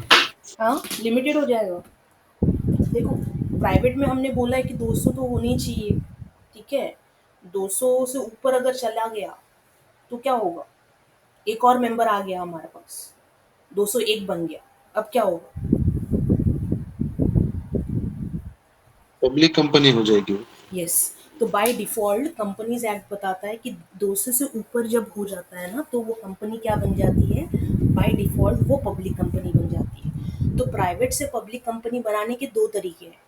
एक, या तो आप पूरा प्रोसेस कर लो, ठीक है, जो प्राइवेट टू पब्लिक बनाने का है, या तो आप 200 से ऊपर मेंबर लेके आ जाओ, ठीक है? तो ये दोनों वे से क्या हो जाएगा, आपकी कंपनी जो है वो प्राइवेट से पब्लिक बन जाएगी। अच्छा, पब्लिक कंपनी को मिनिमम मेंबर 7 चाहिए। व्हाट इफ 7 से नीचे अगर गिर गए तो? कोई एक छोड़ के चला गया हमें, बोला कि नहीं रहना है, नहीं बनना है तुम्हारा मेंबर, तो क्या होगा? प्राइवेट कंपनी हो जाएंगे। हाँ, तो वो प्राइवेट प्राइवेट बन जाएगी। नहीं होगा, नहीं होगी वो, प्राइवेट नहीं प्राइवेट होगी, नहीं होगा। क्या प्राइवेट नहीं होगी वो। प्राइवेट नहीं होगी? क्यों नहीं होगी? हो सकते हैं। होगी कि नहीं होगी? यस या नो? यस, मैम वो हो सकते हैं। गवर्नमेंट का परमिशन लेना पड़ता है उसके लिए। देखो, बाय कंपनीज एक्ट में बाय डिफ़ॉल्ट लिखा है कि अगर 7 से नीचे हो जाता है ना, बिकॉज़ वो रूल ही है ना कि 7 मेंबर की ज़रूरत होती है। तो कंपनीज एक्ट में लिखा है कि 6 महीने के अंदर आप अगर वापस 7 मेंबर्स कर सको, ठीक है, तो बात अलग है। लेकिन अगर नहीं होता तो वो कंपनी बाय डिफ़ॉल्ट प्राइवेट बन जाती है, ठीक है? तो जब आप ये पढ़ोगे कि प्राइवेट से पब्लिक कैसे बनाते हैं, पब्लिक से प्राइवेट कैसे बनाते हैं, तो ये क्लॉज़ ज़रूर याद रखना कि प्रोसेस तो होता है, आप गवर्नमेंट से परमिशन लेके प्राइवेट से पब्लिक और पब्लिक से प्राइवेट बना सकते हो, ठीक है? लेकिन अगर आप उनके जो प्रोविज़न्स हैं, वो मीट नहीं कर पा रहे हो, तो बाय डिफ़ॉल्ट भी ये होता है, ठीक है? बाय डिफ़ॉल्ट अगर प्राइवेट कंपनी के मेंबर्स 200 से ऊपर हो जाते हैं, तो वो पब्लिक बन जाएगी, और बाय डिफ़ॉल्ट जो अगर पब्लिक कंपनी के मिनिमम मेंबर्स 7 से नीचे गिर जाते हैं, तो फिर वो प्राइवेट कंपनी में कन्वर्ट हो जाएगी, ठीक है? एंड फाइनली आपको कंपनी का सिर्फ इतना याद रखना है कि जैसे मैंने बोला, company has a perpetual succession, मतलब कंपनी खुद से नहीं मरती, ठीक है? उनके लोग भी मरे, डायरेक्टर्स भी सारे मरे, तो भी कंपनी वैसे ही चलेगी। कंपनी कैसे मरती है? अगर फॉर एग्जांपल कंपनी ठीक तरह से चल नहीं रही है और सारे शेयर होल्डर्स अगर मिलके ये पिटीशन लगाते हैं कि कंपनी ठीक तरह से नहीं चल रही है, तो वो जो नेशनल ट्रिब्यूनल है, कंपनी लॉ ट्रिब्यूनल है, ठीक है, वहाँ पे वो पिटीशन लगा सकते हैं और उनको बोल सकते हैं कि आप इस कंपनी को बंद कर दो। तो वो जो सारा प्रोसेस होता है उसको बोलते हैं वाइंडिंग अप। क्या बोलते हैं? Winding up. वाइंडिंग अप का मतलब क्या होता है कि चलो बंद करो सब। बोलते हैं ना कि चलो अभी, जैसे मैं बोलूँगी अभी चलो क्लास खत्म हो गया, वाइंड अप करते हैं। तो वैसे ही वो कंपनी को वाइंड अप करना पड़ेगा, ठीक है? और ये लोग अपने आप से नहीं कर सकते वो। They have to involve an official authority to do so, ठीक है? क्यों? बिकॉज़ जब कंपनी बंद होती है तो सारे शेयर होल्डर्स वगैरह को मतलब नुकसान हो जाता है, राइट? तो to be fair and everything, so there is a winding up process जो आपको पढ़ाया जाएगा, जो आप पढ़ोगे, ठीक है? तो वो फॉलो करना होता है, तभी एक कंपनी जो है वो बंद हो जाती है, ठीक है? मतलब ऑफिशियली, अदरवाइज वो बंद नहीं होती है। इवन दो अगर लोग मर भी जाते हैं, कुछ भी हो जाता है, वो बंद नहीं होती है। तो दैट्स इट। लिक्विडेटर अपॉइंट होता है मैम। लिक्विडेटर अपॉइंट हो जाता है, यस। लिक्विडेटर का मतलब काम ही ये होता है कि वो लिक्विडेशन करता है। लिक्विडेशन का मतलब क्या है कि वो सारी जो एसेट्स वगैरह होते हैं उनका काउंट करेगा कि भाई हाँ, कंपनी के पास कितने एसेट्स हैं, अच्छा कितने पैसे बनेंगे, कितने शेयर होल्डर है, किन किन किन को मतलब किन किन को पैसे देने हैं, कितने पैसे देने हैं, कौन क्रेडिटर है, कौन सिक्योर्ड डेप्टर है, कौन अनसिक्योर्ड डेप्टर है, कौन शेयर होल्डर है, ये सारा वो कच्चा चिट्टा वो सारा मिलके करता है, ठीक है? तो वो उसका काम होता है लिक्विडेटर का।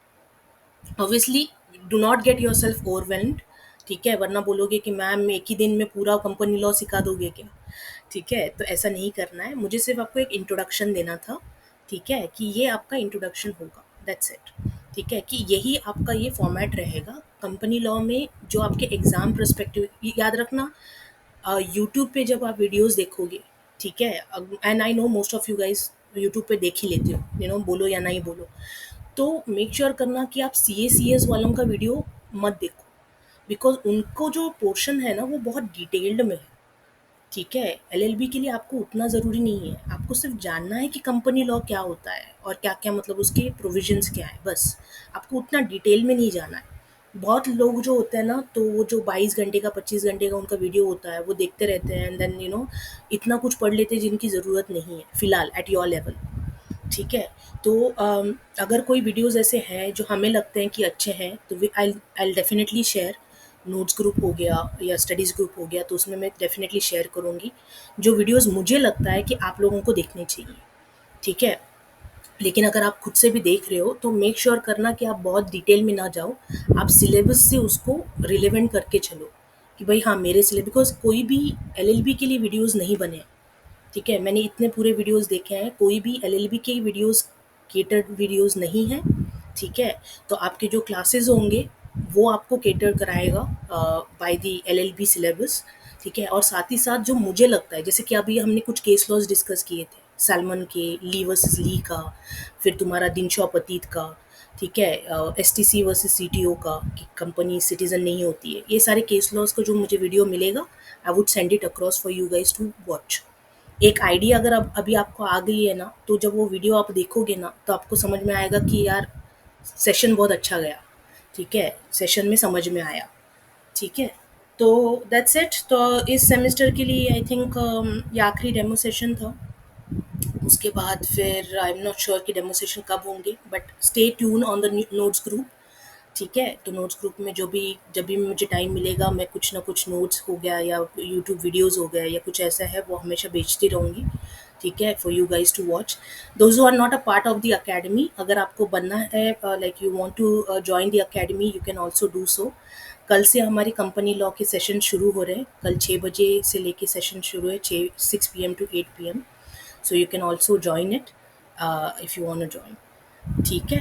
तो चलो, good night guys, take care and thank you so much for joining, ठीक है? और ये जो आज का वीडियो है, I will try to put it on YouTube, ताकि अगर आपको इसको वापस रिवाइज करना है तो आप रिवाइज कर पाओ, ठीक है? नॉर्मली तो आपके जो नॉर्मल लेक्चर्स हो ही जाएंगे, बट अगर आपको मेरी आवाज़ सुननी है तो मैं डाल दूंगी एक यूट्यूब पे, ठीक है, तो अगर आपको कभी याद करना है कि मैम ने कभी कंपनी लॉ का सेशन लिया था, तो आप ये इसको देख सकोगे। ठीक है, चलो, take care guys, thank you so much, bye bye, take care, bye ma'am. Bye bye, bye ma'am, thank you. Welcome, bye ma'am. Take care. Bye.